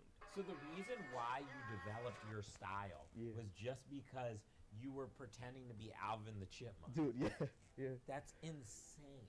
And from here, David would explode onto the scene in 2022 with his actual music, ironically with his most popular song called Romantic Homicide. Understand that his music was especially trending on TikTok, which at the time was the platform producing smash hits from all kinds of unknown artists. So most people, they go into a studio, they have a professional microphone, they have like a mixing board, there's a person who makes the beat, there's a whole thing. He does everything in his cell phone. I mean, understand that David's rise was a matter of months, going from completely unknown to a massive internet musician. I mean, I would say that he showed off around as much internet prowess as someone like Lil Nas X, who also really utilized social media kind of in a different way for his blow-up. It hit 78 on Billboard a week and a half later. And so the guy was getting billions of views and plays across the internet. His debut album, Withered, was released earlier this year. It sold 30,000 units and reached number 13 on the Billboard Hot 200. And overall, he was really on the brink of becoming a more mainstream artist, not just popular on the internet. He would even go on tour last year, opening up for SZA, and the guy was currently headlining his own tour. Feel me? We're in the mini arena, you know what I'm saying? We got multiple levels. We done upgraded, you feel me? That's a last time we tattoo? was with SZA. Now we headlining it. Let's go crazy and go stupid. I thought that was a sticker.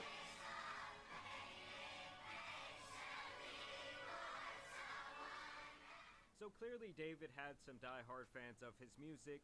He was relatively young and at the beginning of a very popular career. But now it looks like he has potentially thrown all of that away, and even potentially his own life, as his story has taken a very dark turn. It really all started when a Tesla was impounded in a Los Angeles tow yard. The car was brought in from Hollywood Hills after people reported abandoned since the beginning of the summer, which was right around the time that David began his tour. Obviously, it's been hot outside, and a rancid smell started to come from the back of the car, and the people who work at the impound lot noticed this, and really without a better way to say it, inside the trunk contained the human remains of a 15-year-old girl who had been missing since last summer 2024, named Celeste Rivas. Understand that she had already run away from home multiple times, but this was the occasion where she was not seen again and her family wanted answers.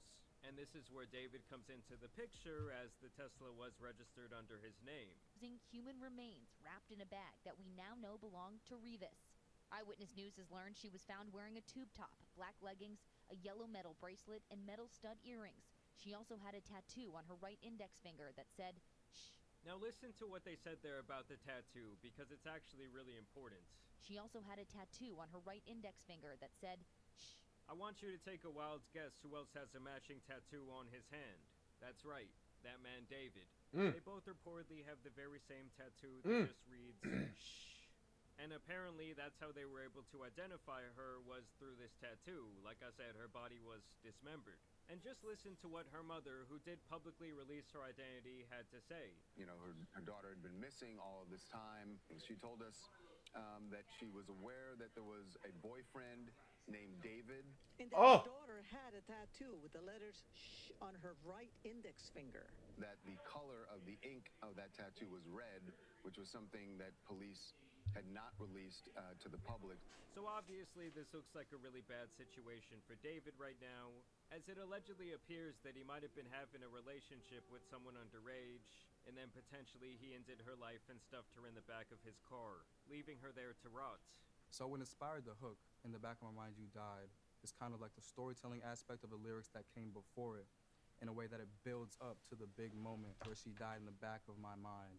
Like, I didn't kill her physically, but in the back of my mind, she died. And keep in mind, guys, if these allegations have any truth, that means she was more like 13 to 14 years old when she went missing. To make matters even worse, when you look into his music, he's made a music video where he puts a body into the trunk of his car. There is other imagery and videos where a girl who looks like her disappears as he grieves the end of their love. Apparently, David was creating a funeral atmosphere at his shows with actual caskets. He also name-dropped this girl Celeste, allegedly on a now-leaked song that was allegedly written back in December of 2023.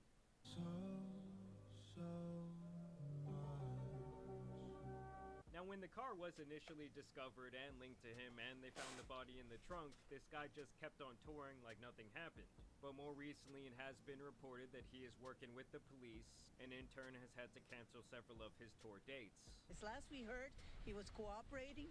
LAPD is not naming him a suspect at this point or a person of interest. We're waiting to hear more from them. I mean, how this guy could not be a person of interest, I do not know.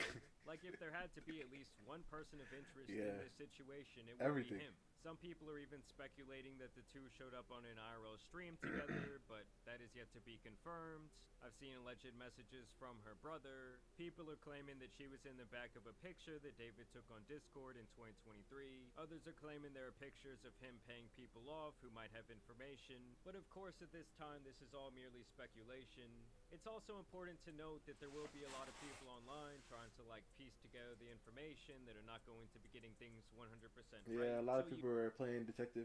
You should take everything with a grain of salt, but I will say right now it's not looking good for this guy at all. Also, if you look at footage from his shows, most of his fans do appear to be younger teenagers. No! That's the dude from Fortnite, bro! The dude from Fortnite. The guy did do it. I just don't understand how he could be so dumb to just allegedly leave this car out there for months. Like, even if we assume there was foul play from some sort of outside party here, like, how could you just not care about your car? I don't know. The situation is one of the weirder ones we've probably ever seen. I'm sure we will get a lot of answers here in the coming days. I don't know if this is just like police protocol to not make him a person of interest, but I also find that kind of strange. Maybe one of you can explain that to us down below in the comments, but I will continue to keep you updated on the situation. Y'all let me know what you guys think down below in the comments, but I do want to thank... Yeah. What? Wait.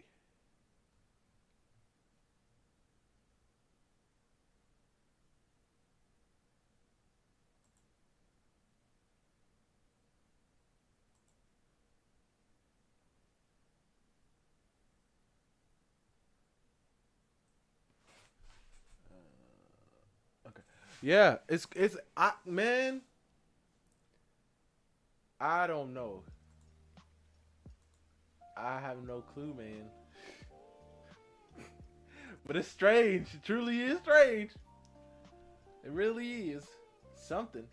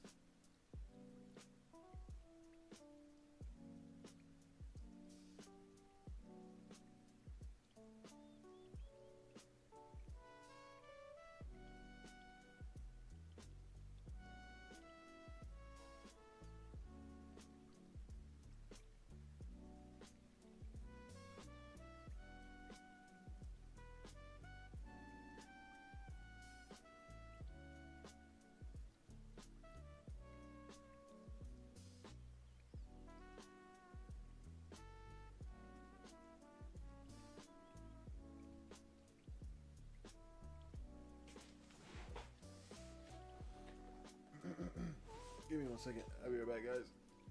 1 quick second.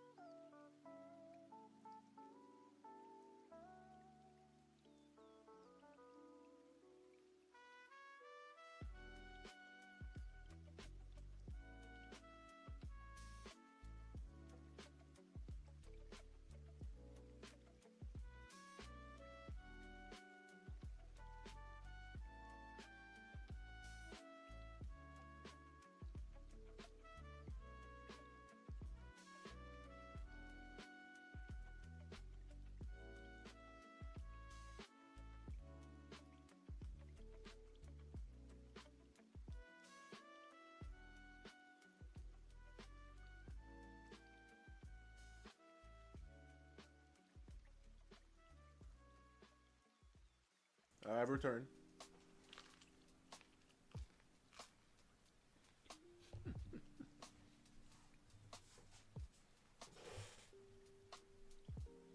I need to make her head smaller on the right one.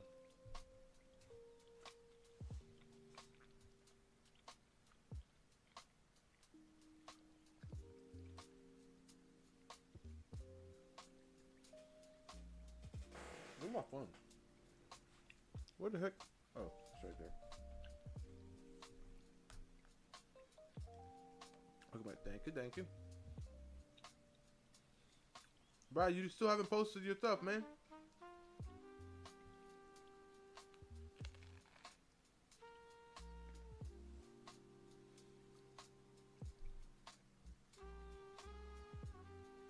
Let me see.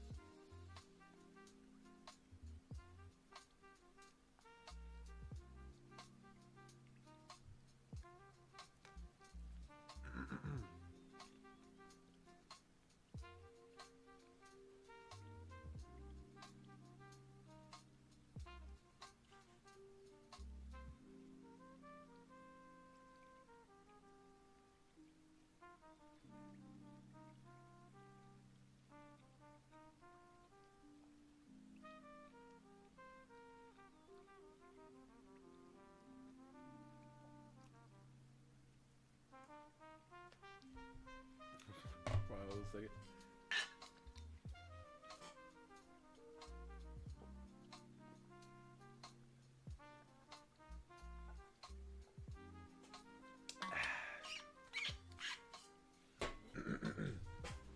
I was about to ask where my glove is. Check your pocket, my boy.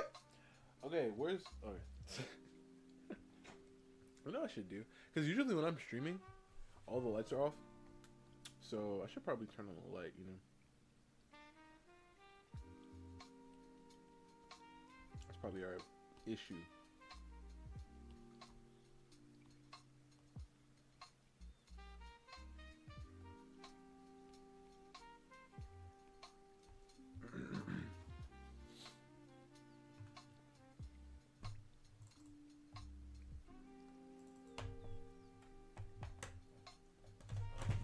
Oh, I gotta put the screen back. Excuse me.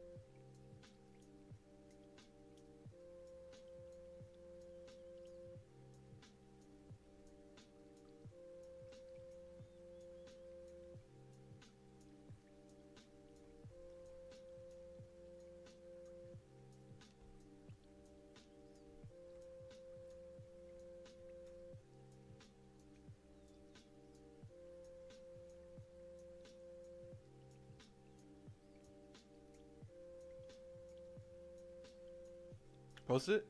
Dang, I must have posted a whole batch.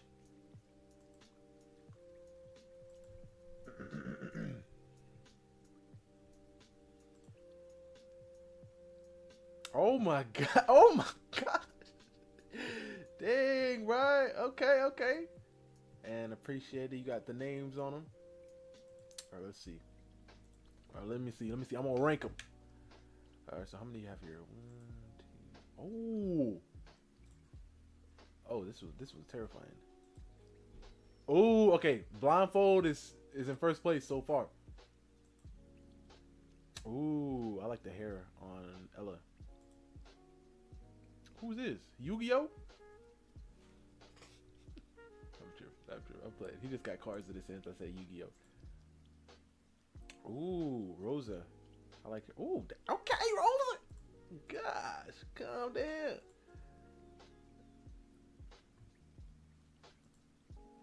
Ooh, this one's really good too. The black chick with the fire around her. There's no name on her. Uh-oh, bro. You forgot a name, man. Let's see. Ooh, I like the hair for the girl with the eyes. Yeah, okay. Wait, there's more. Oh, my gosh. Oh, this one's cool. Alan's dope.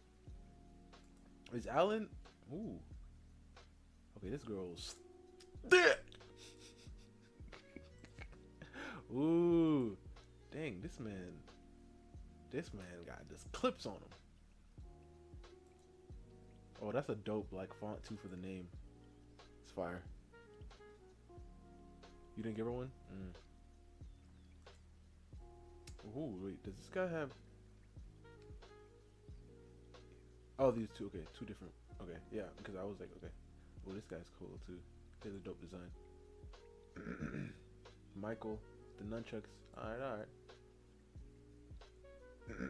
I've seen her before. I've seen her name. What is her name? I've seen her before. Wait, is there like a clan? Is there like a clan? Bruh? Or are these like a race of people?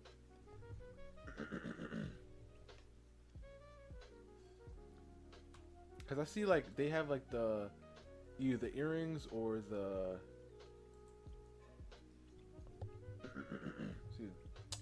the blindfold is my favorite one. I think blindfold is number 1. The one with the mouth stomach is terrifying. I'm like, oh my god, oh my gosh. Like, what happened? Like, what is the background to that? Erase. But I can't think of a name. Okay, no, it's fine. At least it looks like... Wait, are they all black? Let me see. Black. Yeah. Wait, no. Wait, yeah. Okay. Is there like... who's the... like, out of all the ones that you've drawn so far, who's the strongest, you think? Or do you not have one yet? You know? You still playing around with it? Looking dope, man.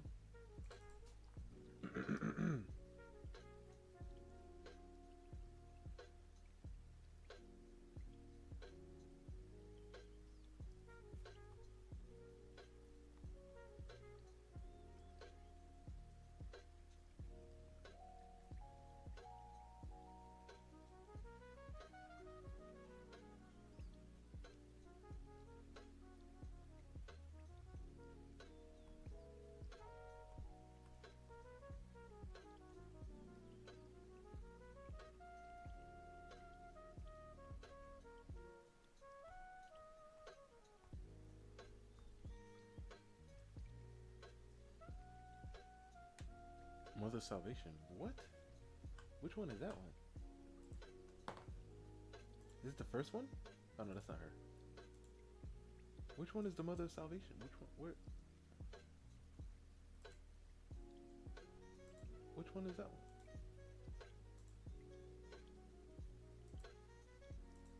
one? Oh, Michael is one of them, huh? Because he got the red thing going. I gotta...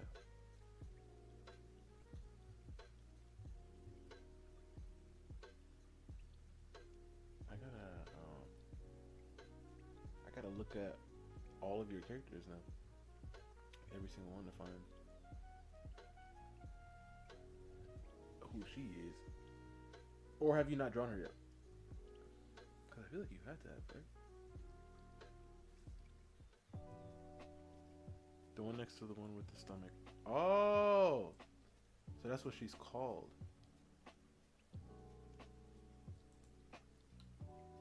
Mm.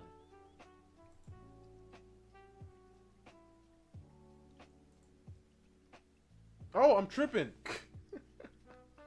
I was looking for the others. Okay, I see. Oh yeah, she definitely has to be the strongest. I don't know what she's doing to this person down here, but gosh. Like, what is her power?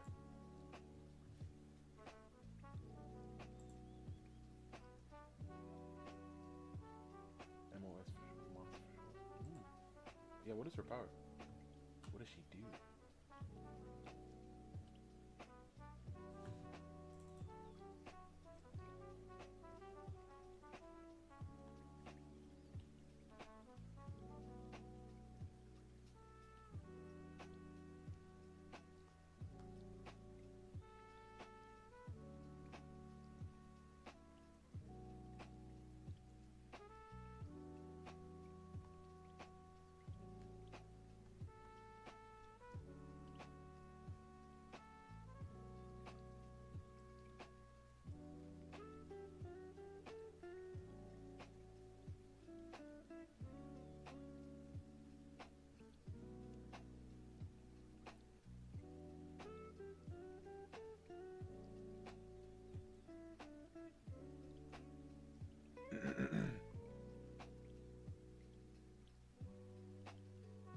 Oh, what? Oh, so she take him out and then rebuild them. Dang. Is it like a random power that she gives them, or does she give them a power of her choosing?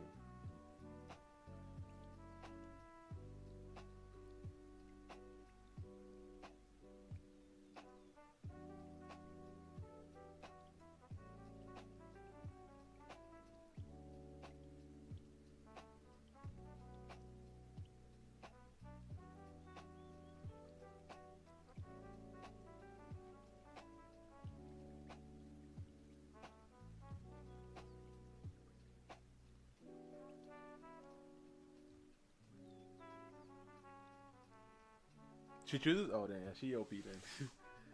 She's like, I think this one... I mean, she's OP by just being able to do that, but like, especially being able to give them powers, like anything? Oh yeah, she OP. That's another level OP. I dub thee with the power of Ultra Instinct. I dub thee with the power of creation.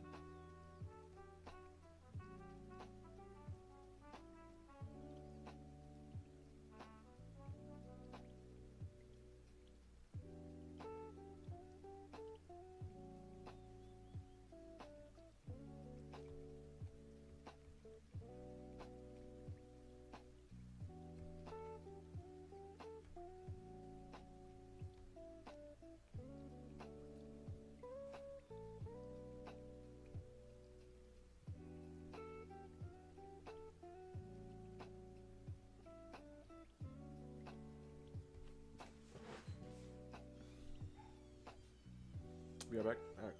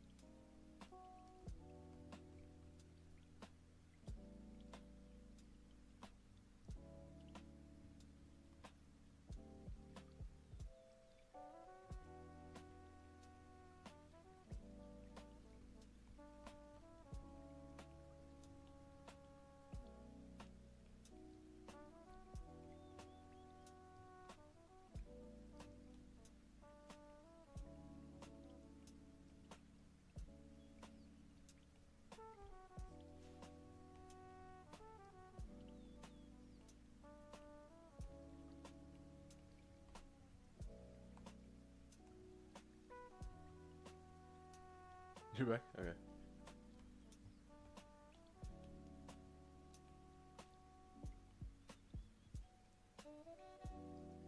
So who's your favorite? My favorite is the blindfolded one.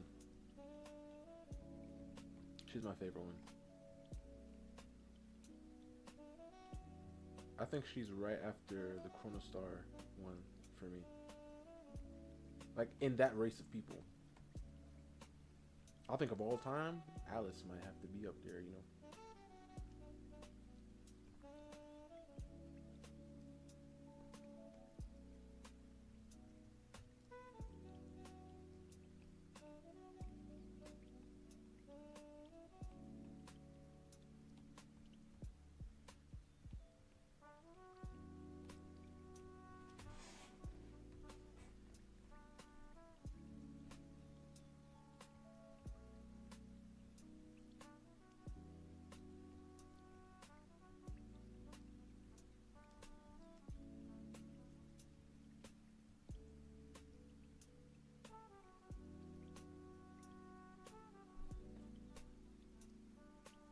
Stella? Is that her name?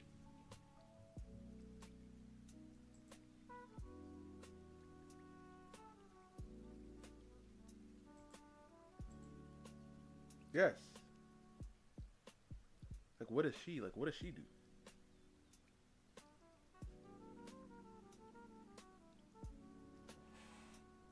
Hi, Rosa. Or Rosa. Who is Rosa? I gotta see Rosa though. Wait, Rosa's here, right? I'm pretty sure. I'm pretty sure Rosa's here, right? Where's Rosa at? Is Rosa the thick one? Cause I mean, oh no, Rosa. Yeah, Rosa is. Okay.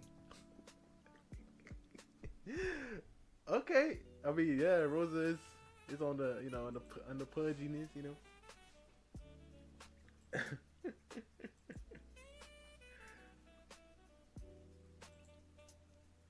Okay, yeah. Blindfold's number one for me. Rosa nice too, though.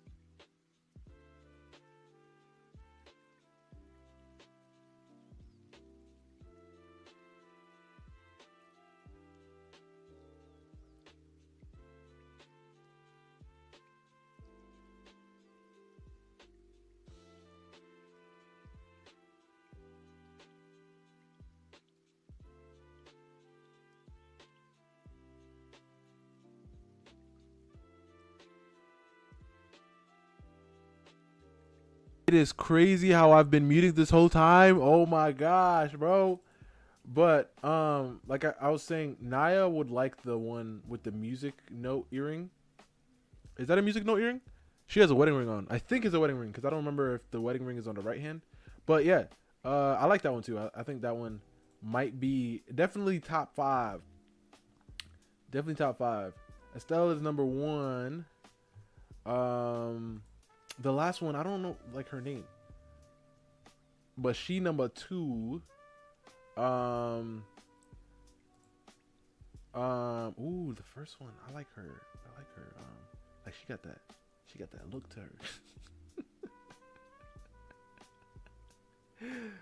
And Rosa number 3.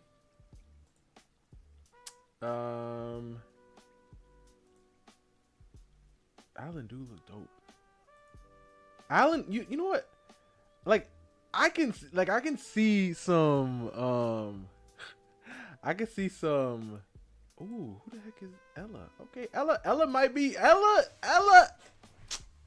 Yeah, Ella. Okay, Ella. I'll give Ella number 6. Honorable mention. Ella. Honorable mention.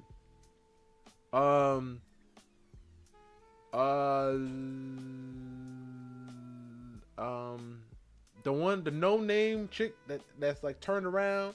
She got the thigh highs on, and her hand is like coming at us with the aura. I don't know her name, but she up there too.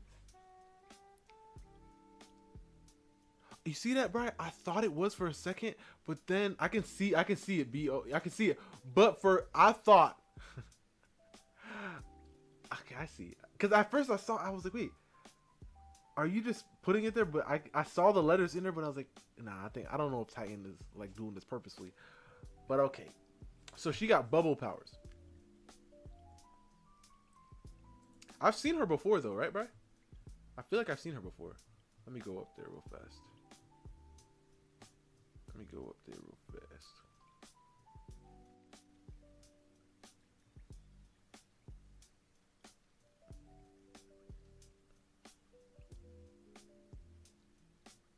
Yeah, I've seen her. Yeah, she's she got a partner with that other guy.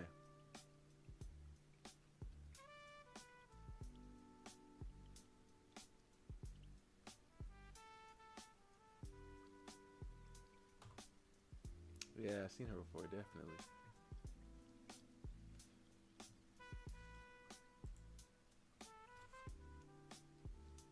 There's a whole bunch of people, but I can truly see the air gear inspiration in your style, bro. I'm not even kidding. And it could be because of the fact that I know that air gear is your favorite, but I can see it. Anastasia, you didn't put a name on there, man. Wait, have you shown her before? That's probably why you didn't put a name. That's my fault. That's my fault. You gotta draw like a piece with them all together. Alan's her brother. Okay, yeah, okay. That's good to know.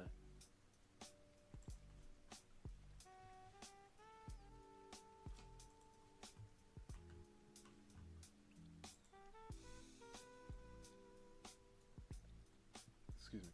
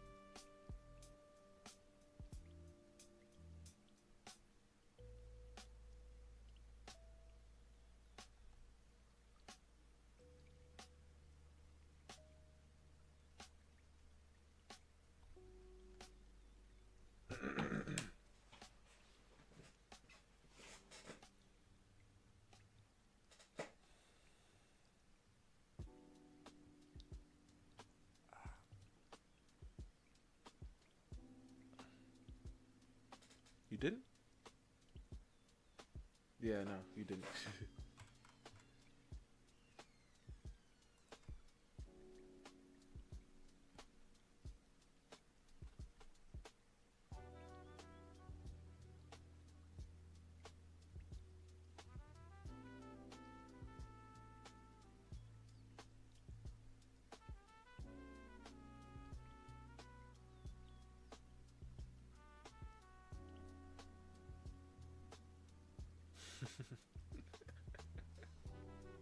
Yeah, you're right.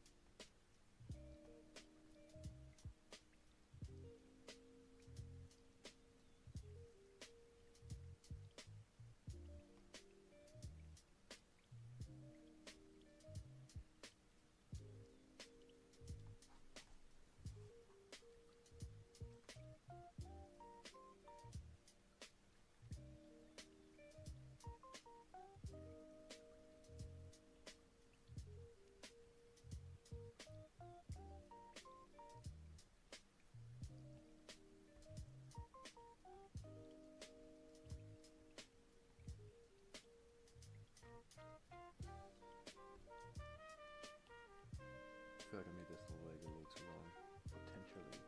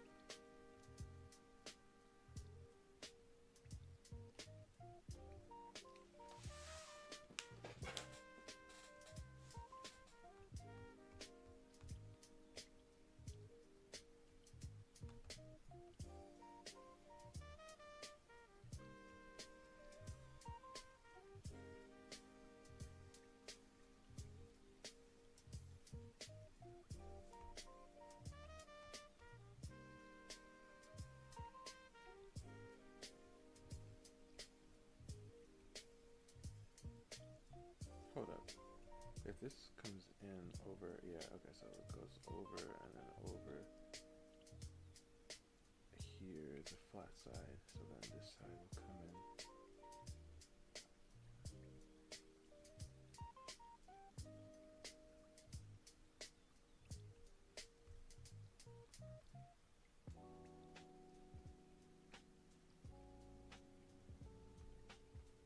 Too short. This is the elbow, and then the arm comes out to like right here.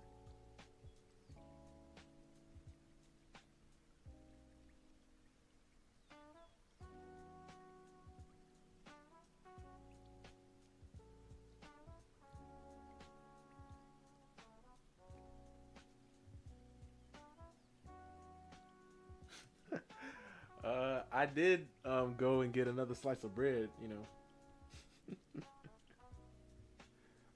I got some fresh bread today, and freshly made. You know what I'm saying? And right now I wanted to do some more stuff with her, right? So I thought of doing, like, I had this idea of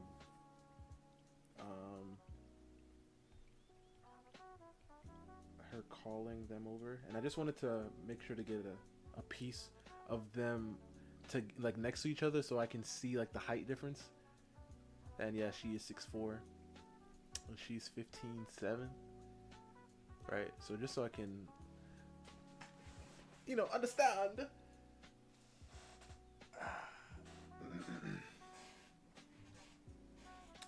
Just so I can understand.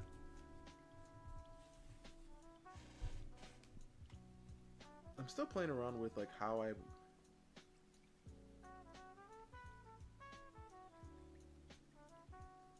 still playing around with how I want to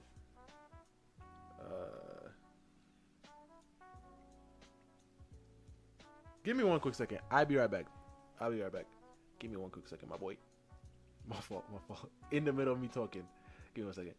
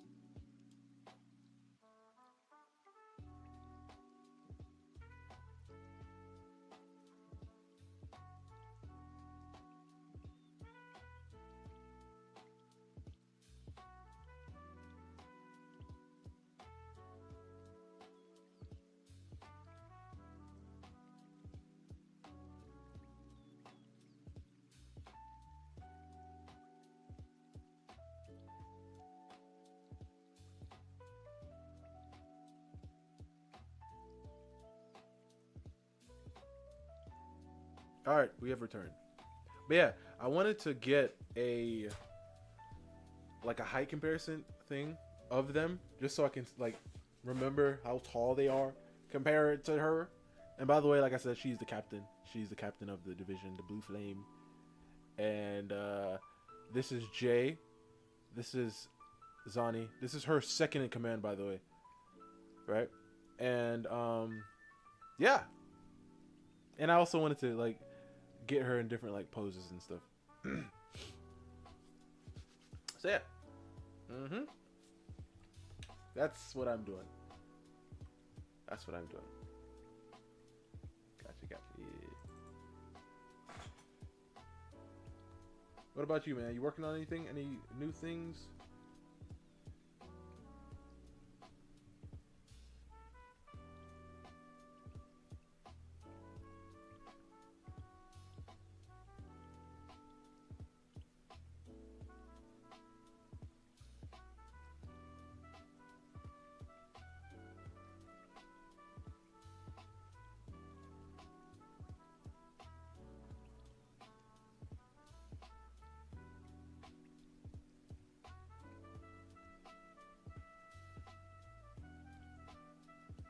Hold up. Where's my phone? Okay.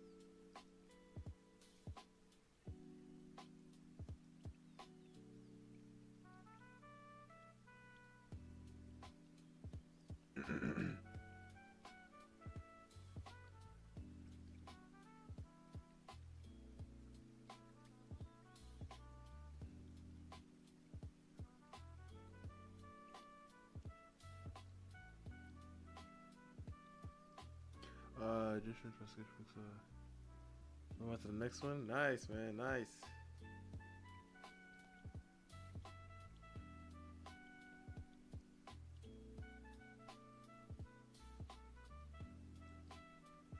I've been trying to do some more traditional stuff lately, but you know it's just harder because I can't. Where's my phone?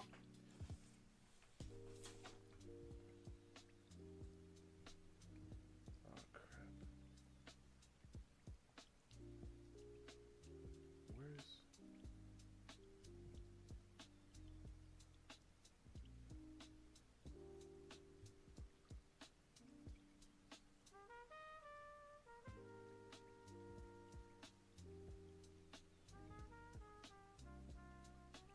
This doesn't make no sense.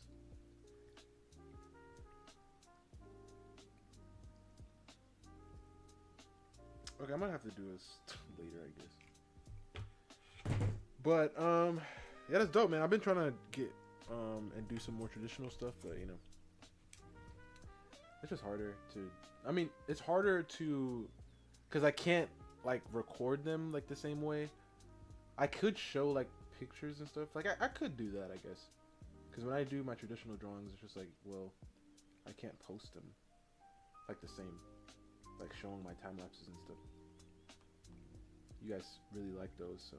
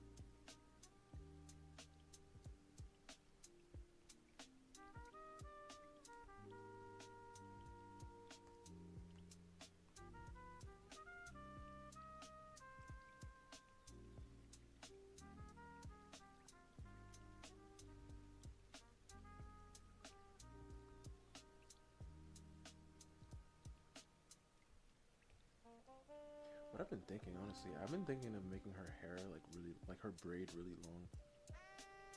What if I made her braid like come down to like the center or to her waist?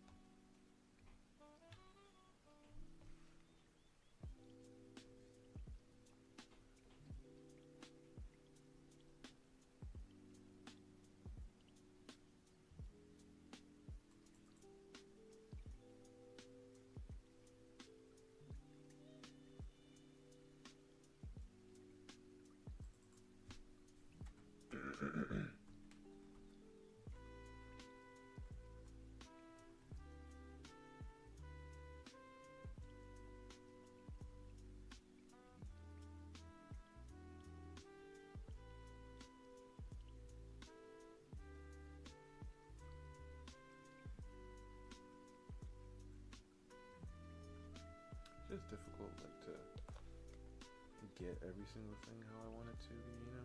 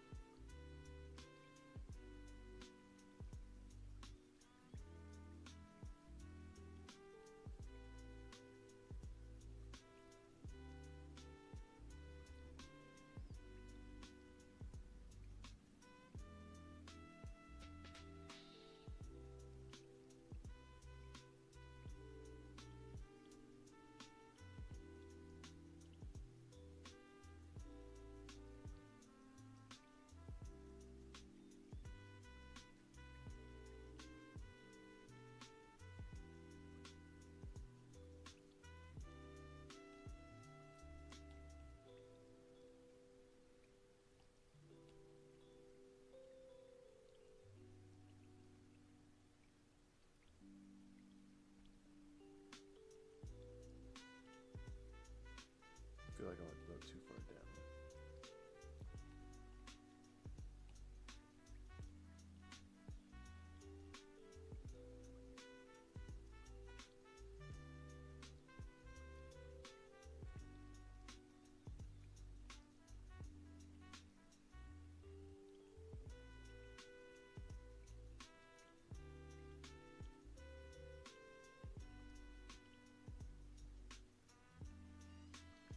Bring it a little closer, it's a little too far again.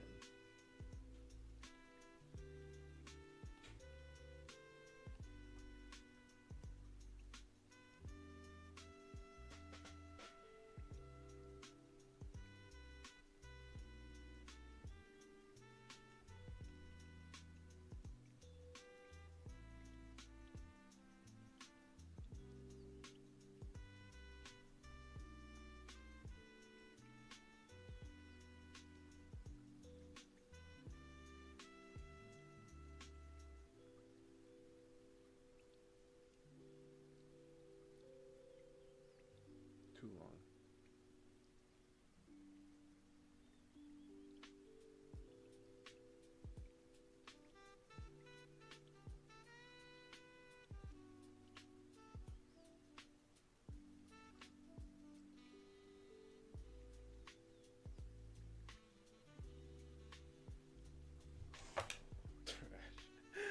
Trash, trash, and more trash.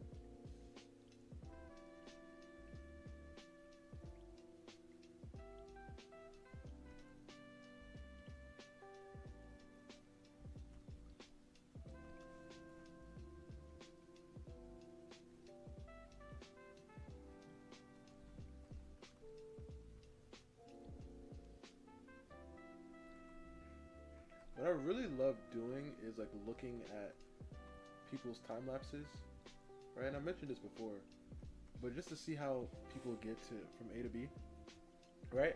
And there's an artist, I don't know their name.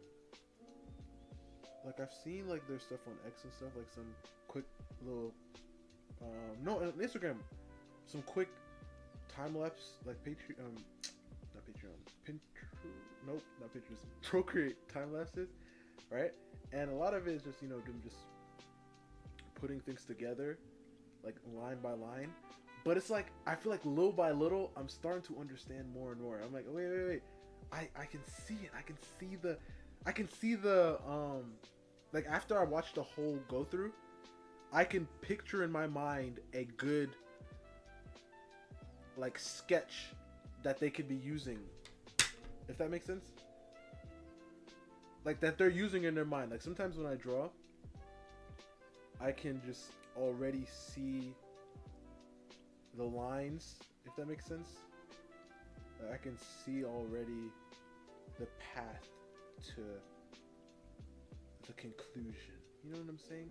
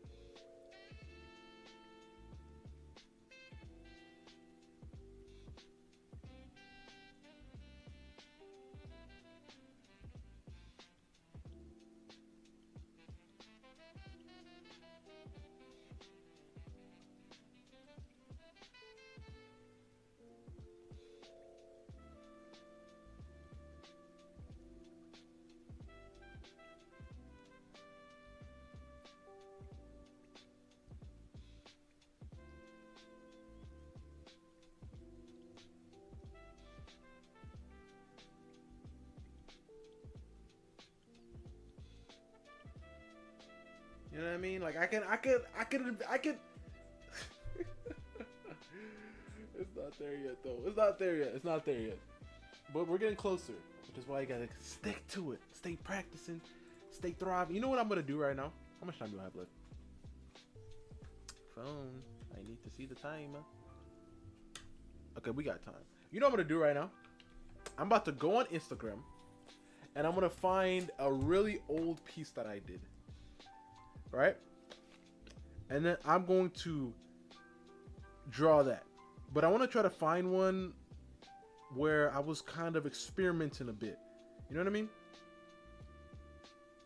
Let's see. Instagram. I want to find a picture. It's going to be in the backups. In the back there, you know? Let's see. I mean, back enough. I don't want to go too far back. And I'm going to try to draw like a sketch or something. You see, like this, just looking at this, I like the picture, but it looks so bad. It looks so bad. Excuse me. I'm talking about the, like it's a Zoe one that I did a while back.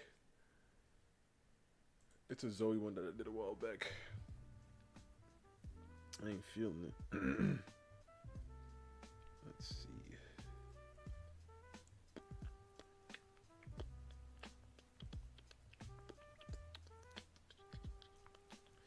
And I want to do the same character, but I want to do something that I was unable to do. Like I was unable to do back then.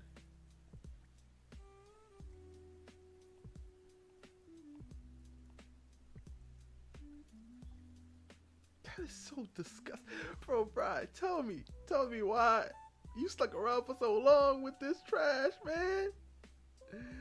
Oh my goodness, man. It's hideous out here. Alright, let's see. Trying to find one of my characters. Ooh, we can do Chachi.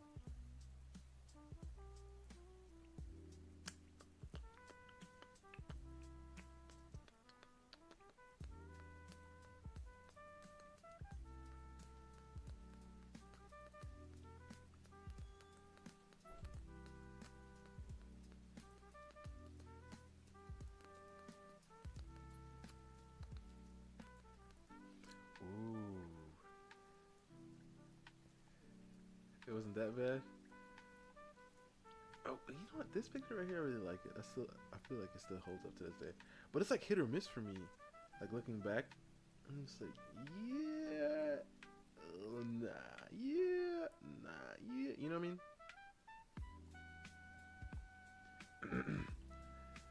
Okay, let's see.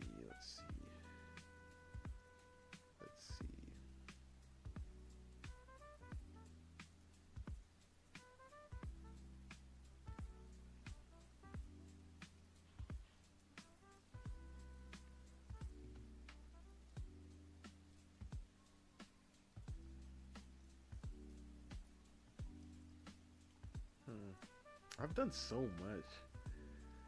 Oh my goodness. But like when I look back at these, right? Like if you go back to my art, like back far enough and you start just looking, what you'll start to see is that I did so much like straight on. The reason why is because I didn't want to ooh, this lady looks kind of cute. I didn't want to like get out my comfort zone, you know? And because in a lot of these posts, I posted every day. You know what I mean? And posting every day, you sometimes gotta just, you know, pump them out there. And you guys did like that, but at a certain point, I started realizing I don't want just quantity anymore. I want quality. Right? I don't want to just give you guys a lot of trash or a lot of, you know, average stuff that I was able to do then. Because even like back then, sometimes like even with the Jinx one, I feel, even though that one was pretty basic, the Jinx one, I went all in with a pose, you know. But before that, you can just still, like, see just random busts and stuff. Anatomy was all over the place. And the thing is that pissed me off was, like, you know, like, I drew the apples kind of crazy, right? When I look back at here. But I don't think that was the issue. It's just because I didn't know anatomy. Because I could draw them the same or even crazier and make them look quote unquote realistic. You know what I mean? Because looking at them, I'm just like, yeah, it kind of is like it doesn't make sense. Like they wouldn't be able to walk, you know? They wouldn't be able to walk. But like, ooh, this one was a good one too. I don't know. You know, I think I'm gonna draw Chachi. Okay, now let me think. Chachi is insane, right? So, and she got the little poofs. All right, we're gonna draw Chachi real fast. You know, Brad, I'm gonna let you choose, man. Who should I draw? An old character that I've done. An old character. And if you can, I mean, I don't know like what your setup is looking like right now, but if you can like post it in the Discord so I can see it. An old drawing that I did. I guess it could be anything really, like a fan art or anything, but just an old drawing that I did.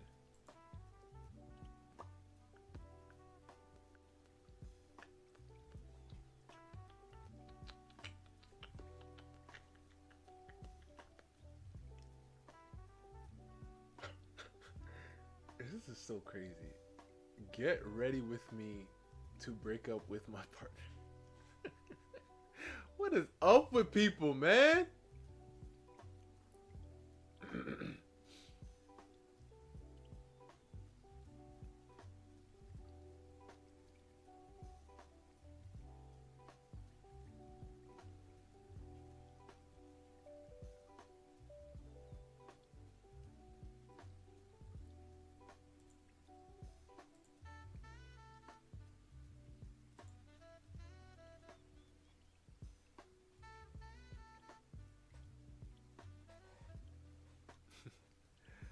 Man, the world we live in is crazy, man.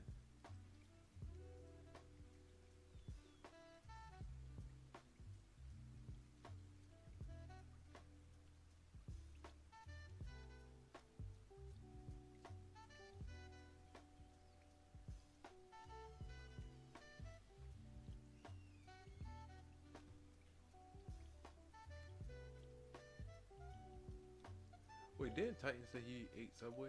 It's so funny. This video right here. Oh yeah, that Subway worker.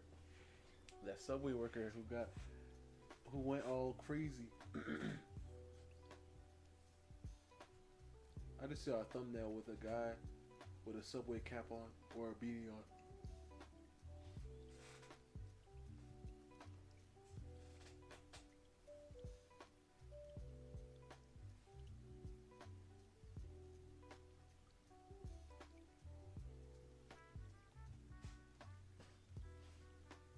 The Crazy Life of Martin Lawrence.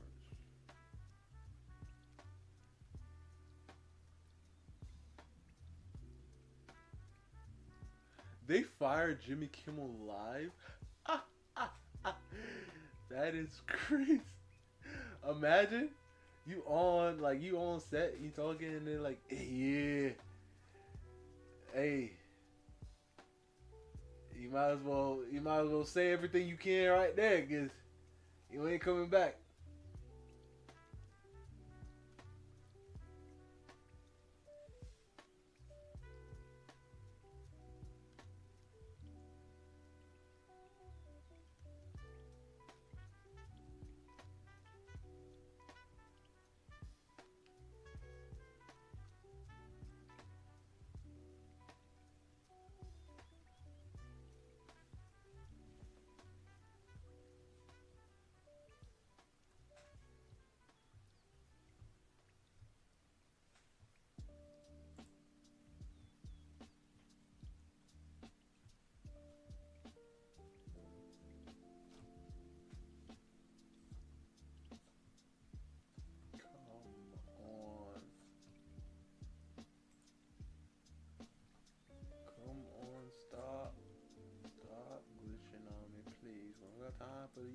Tommy.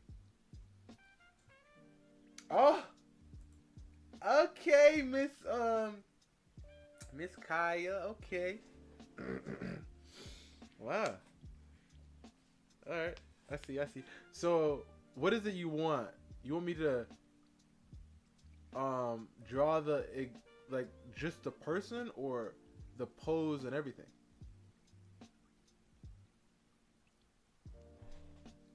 That is so weird. That is so weird. Cause there's like at the corner of the picture. At the corner of the picture, there's a line. And by seeing that line, it's making me think, it's her leg. Did I put her leg over?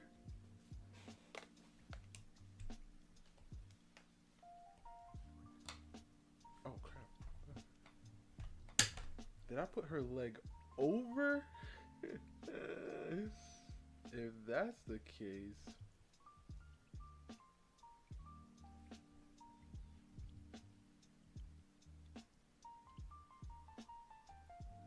Let me just do smaller so I can actually get that pose in.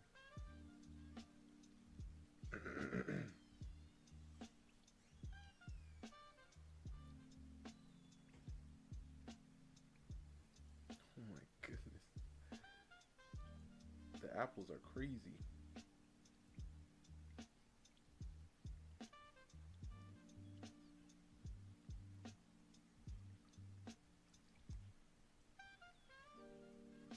Because how I have it here is kind of like giving me the thought that I did this. But how the heck is that even possible? Alright, we're just gonna make it work. But I said...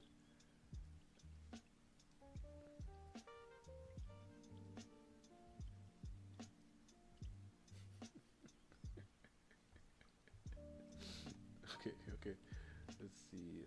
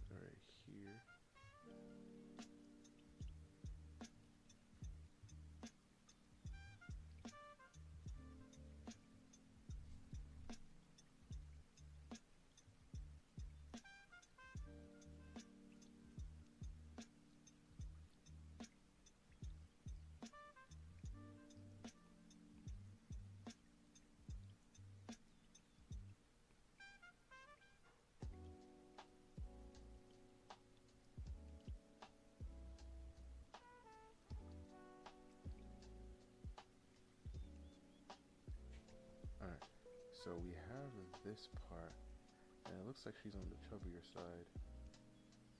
So I'm gonna have to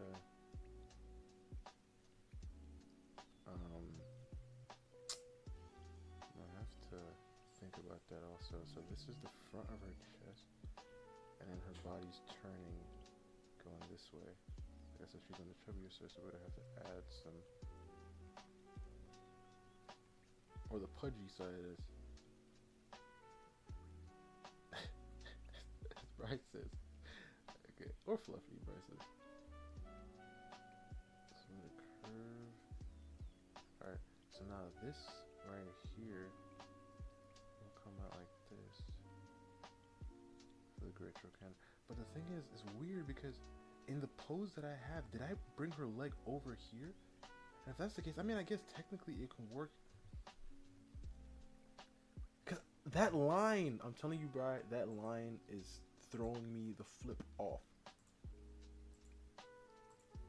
Like, what is that line? Like, if you look at the picture, Fluffy, if you look at the picture, at the bottom right corner, there's a line there. Like, what is that? I don't understand.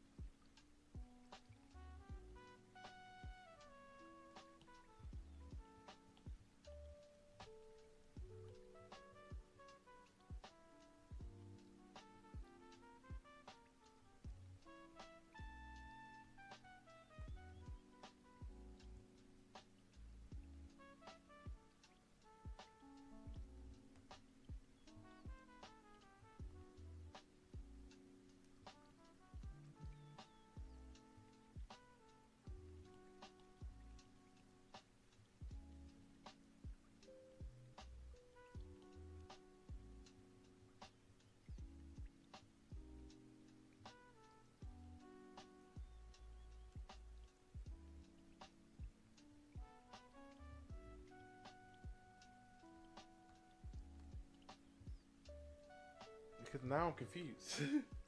Because if I were just doing the same angle, like the same thing, I could do it easily because it's like right here, practically. But because I want to do a little bit more, I don't know what the legs are doing now.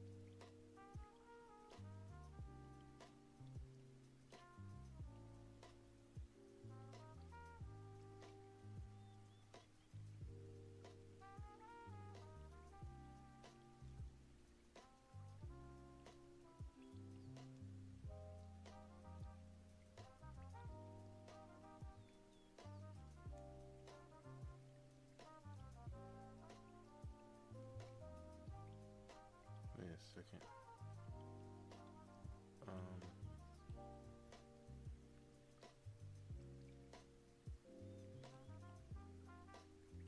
Yeah, I don't know, bro. I'm utterly confused. Wait. I'm confusion.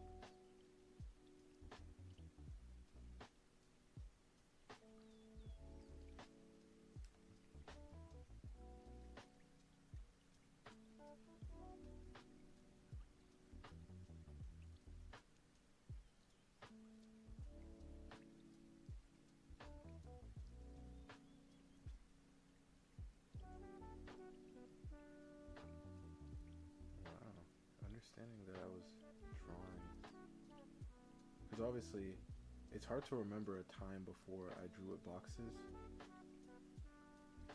Because I draw boxes so much now, but I know for a fact that I use a box for that hand.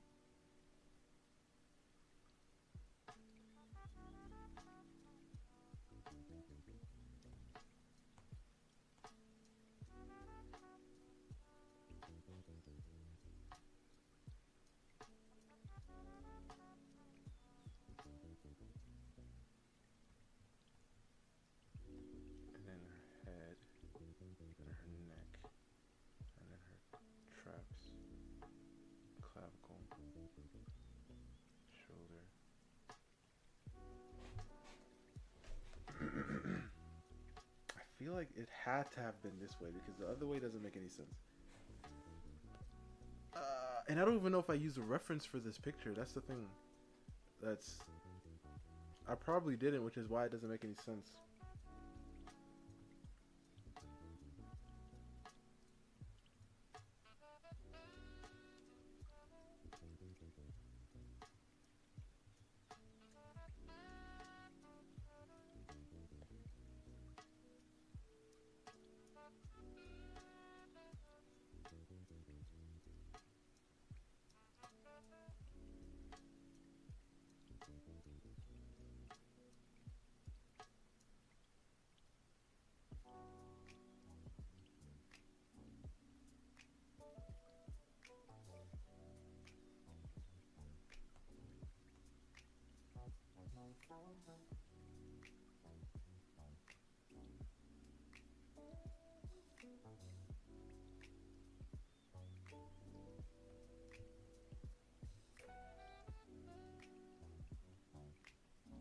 I can't see all her hair.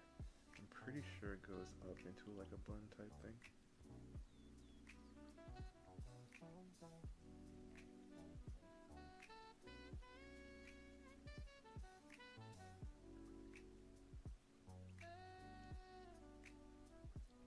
I haven't drawn her in a minute.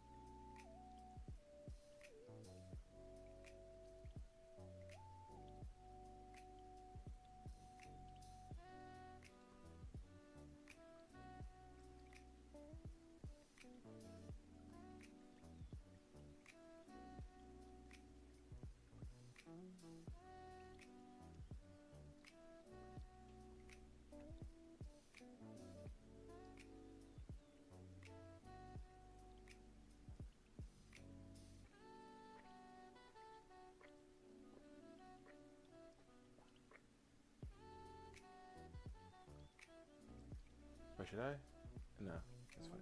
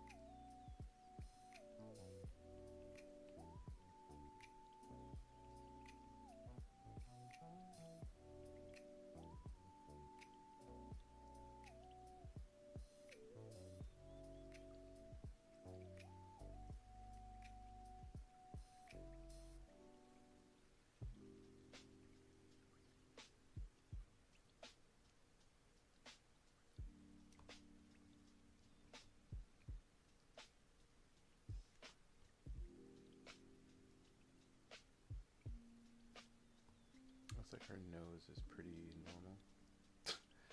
All things considered.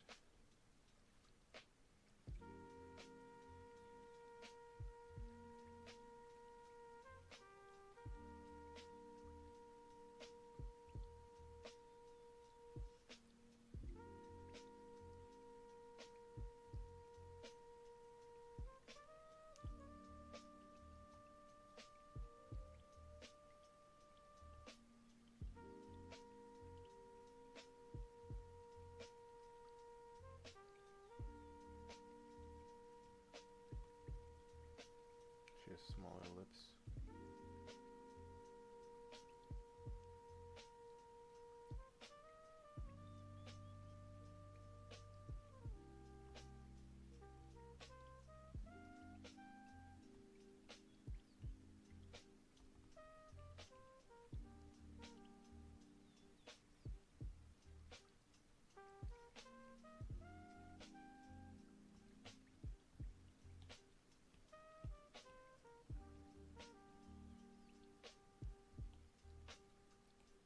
She has really big eyebrows.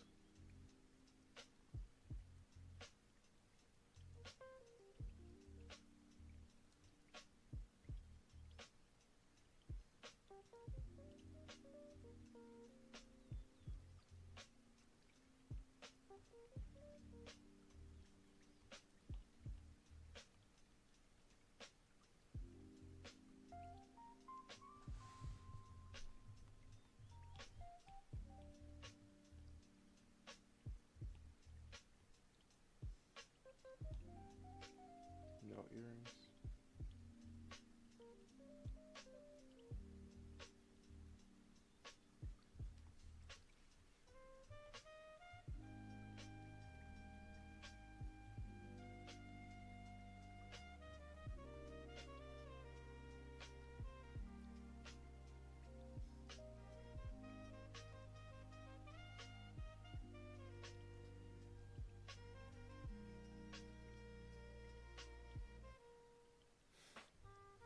Love eyebrows.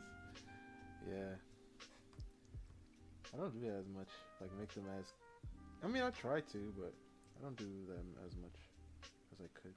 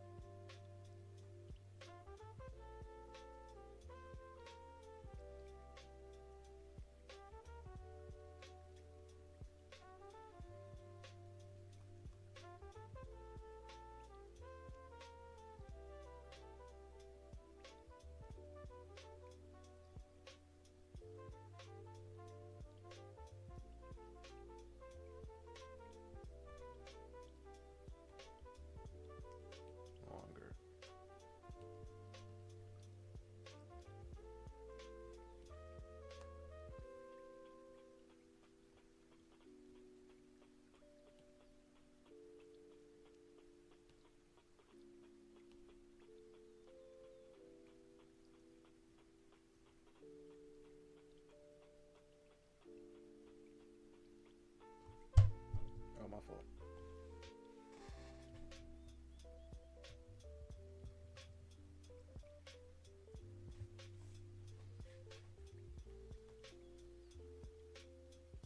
Oh, I forgot about her curl thing.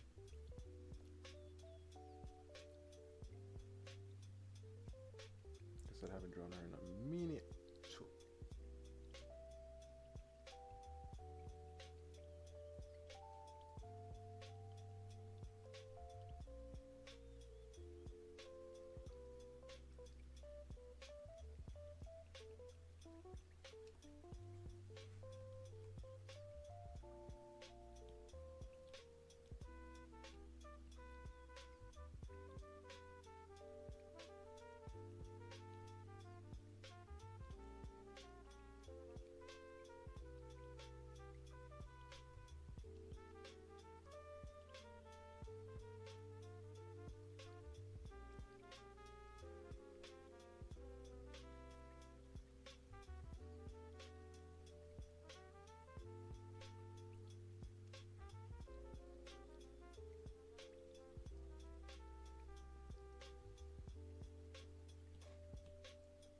She has freckles on her face.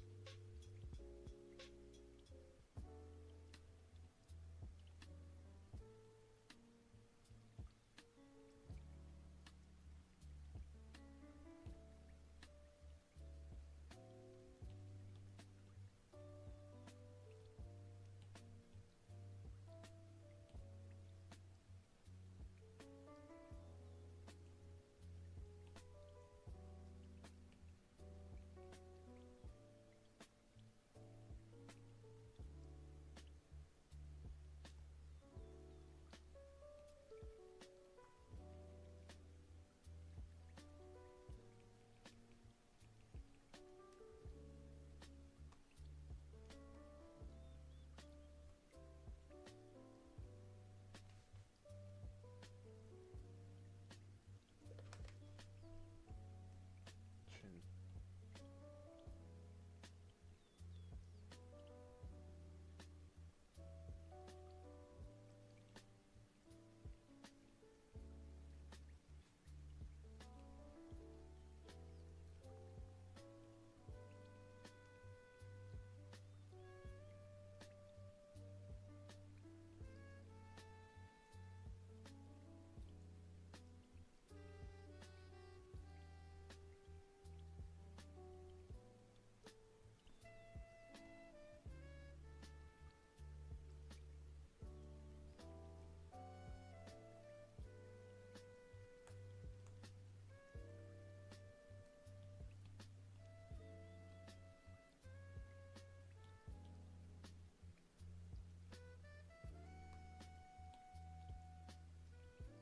I feel like I went a little too much with this because I have to think about it being in something. Yeah, I did.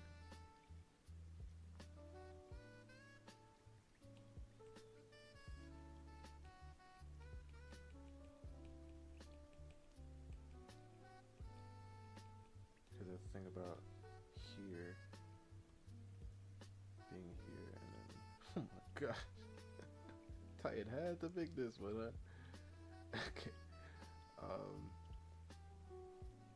Let's go here.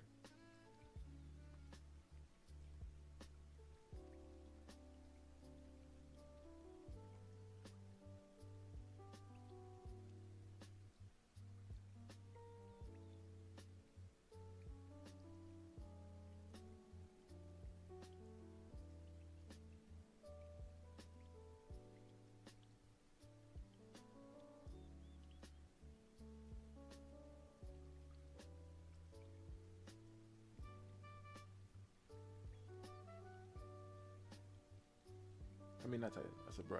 I meant Bry. I feel like I said Titan though.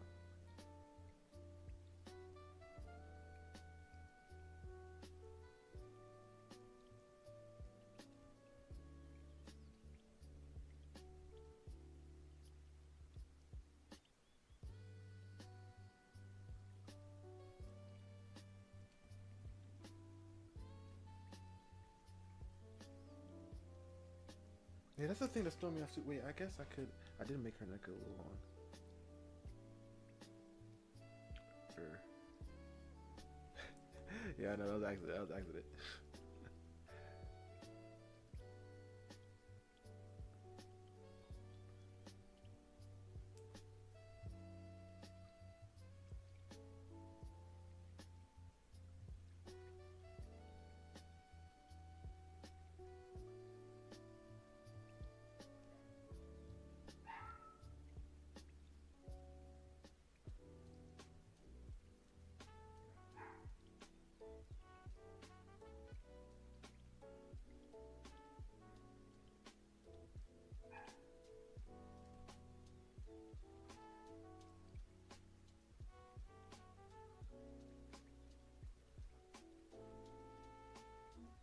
You know what's funny?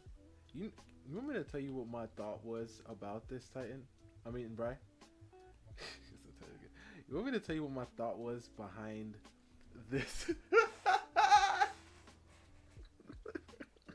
I don't think you will ever get my thought behind that pose. I mean, that picture. I don't think you'll ever get it. I mean, you probably get it eventually. I mean, probably not. I don't honestly, bro. Honestly, probably not. Like, because if I remember correctly,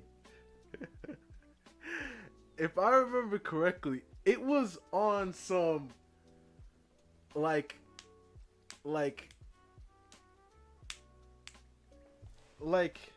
school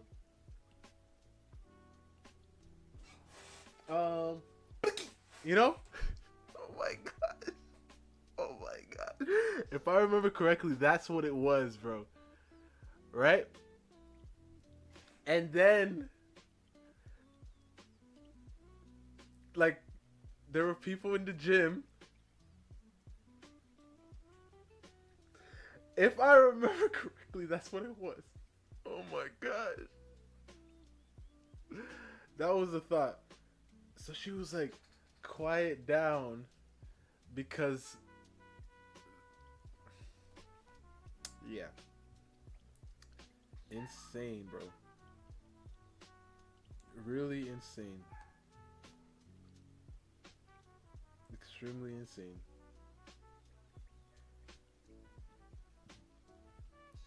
No, seriously. I don't know, but I feel like I'm so serious. Like I feel like that's what it was.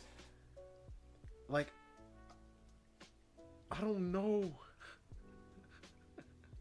And like I said, I don't think I used a pose, like a reference, but I had to have. I had to have used a reference. I just used it poorly. Cause I'm thinking like, why would I like I think like I knew I was gonna draw her,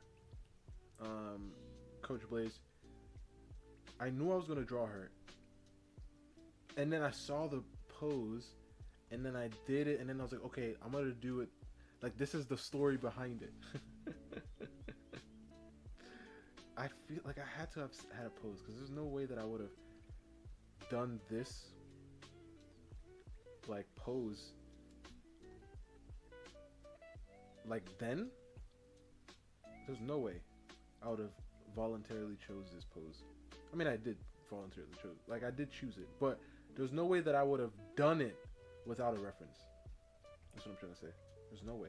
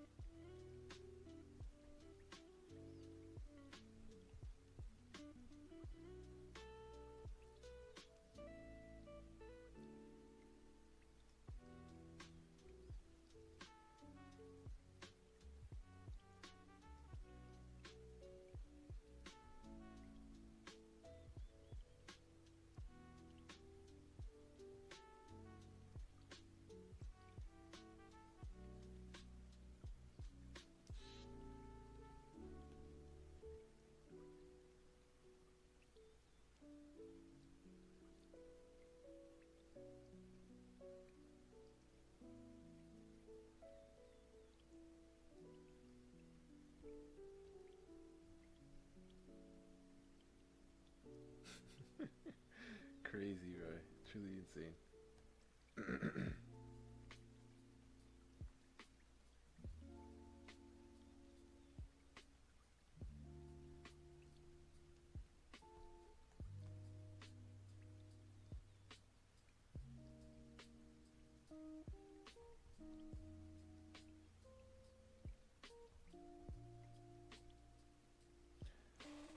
Bro, I don't know. That line is throwing me off because now I'm like, does she have shorts on? Because if you can see, if that's her skin, I don't know, bro. I'm just gonna imagine she doesn't.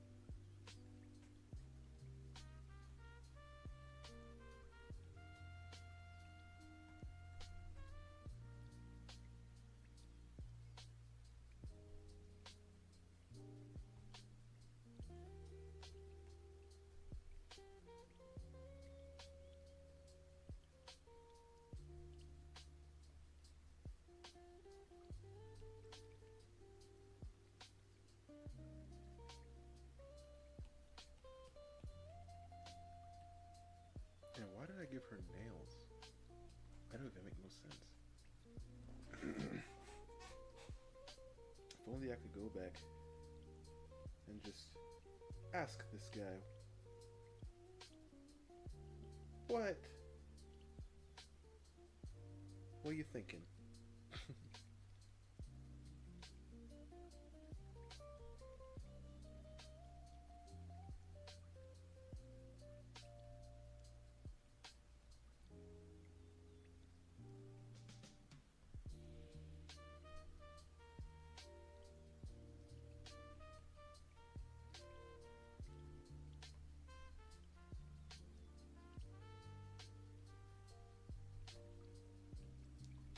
Alright, Titan. I mean, Brian. I hope you enjoyed this.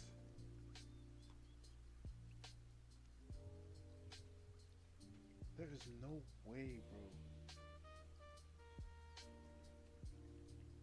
truly no flippin' way that I did this no reference. Like, I am confused. What year did was the post, if you remember? Like, what year was it?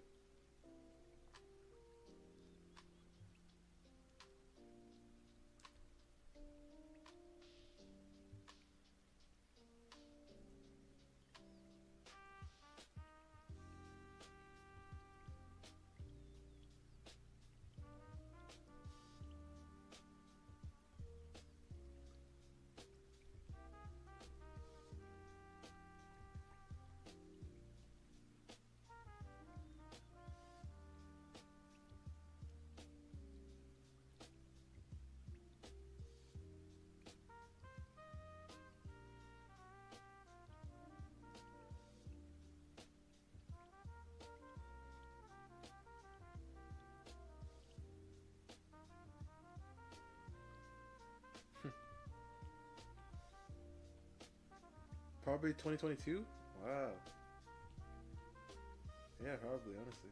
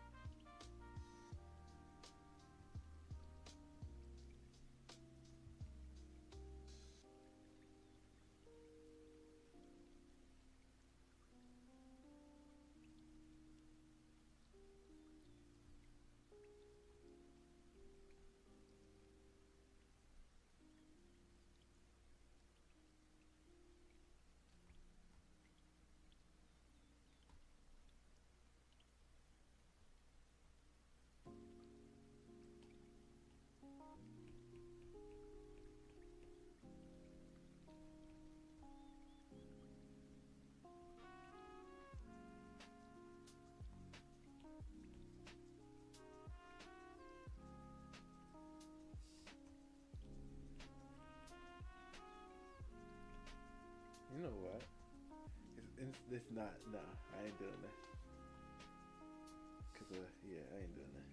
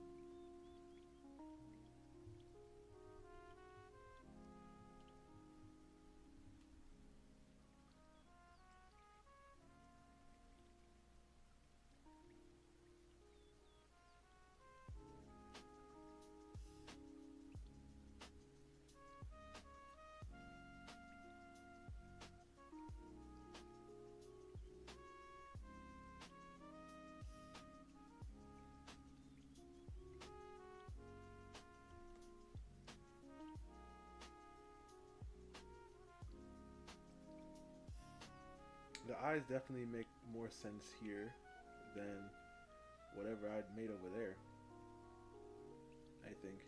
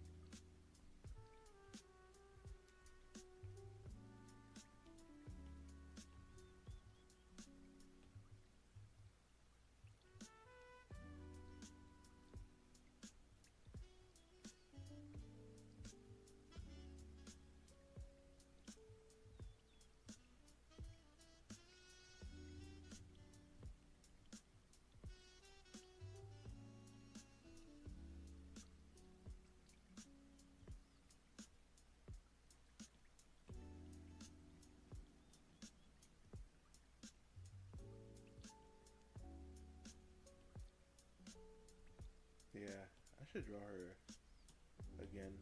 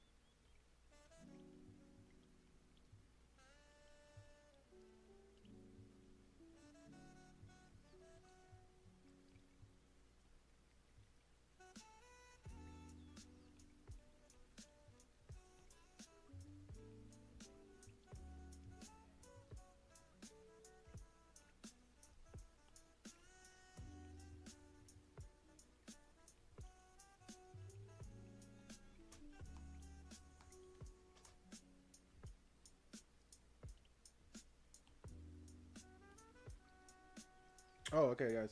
This will be it for me. Hope you guys enjoyed this stream. I feel like we had a more productive stream today. We did more.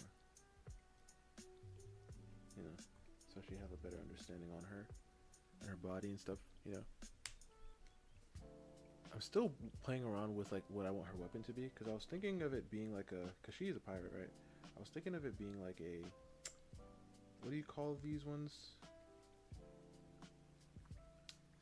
No,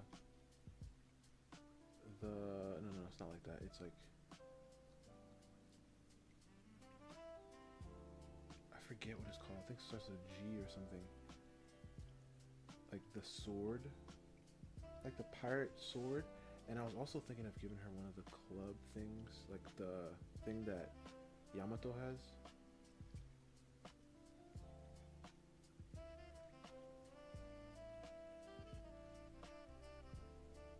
Which is why when I did this, I didn't like. I was going for it, but then I was like, I don't know if I want her to have a sword.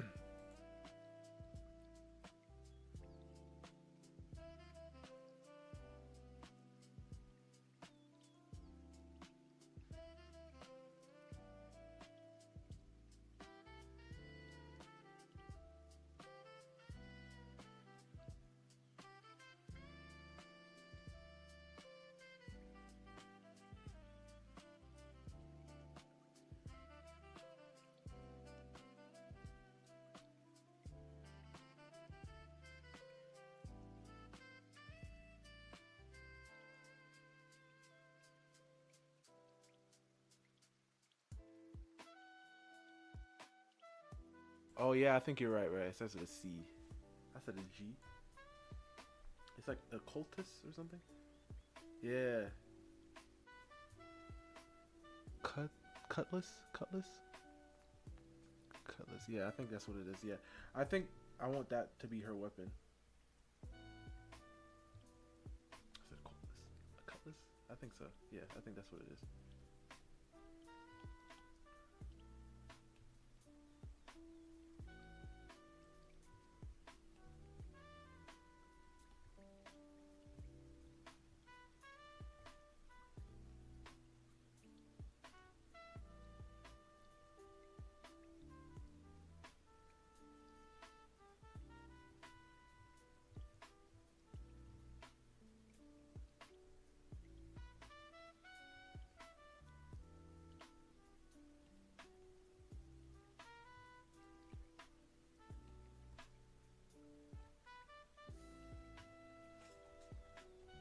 Her face is a lot rounder.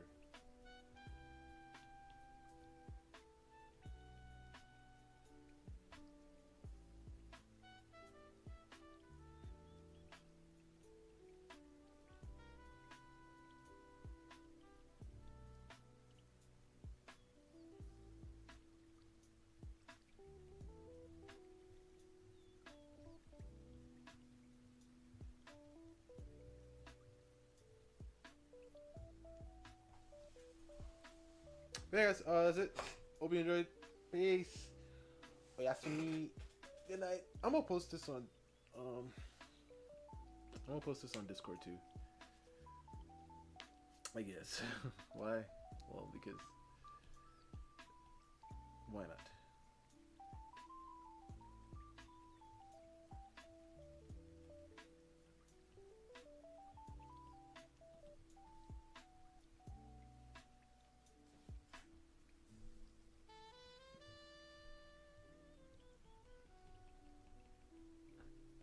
Excuse me.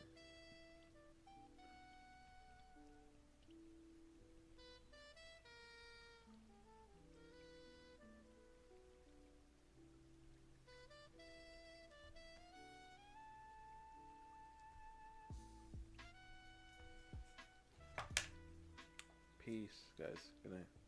Yeah, her face is rounder.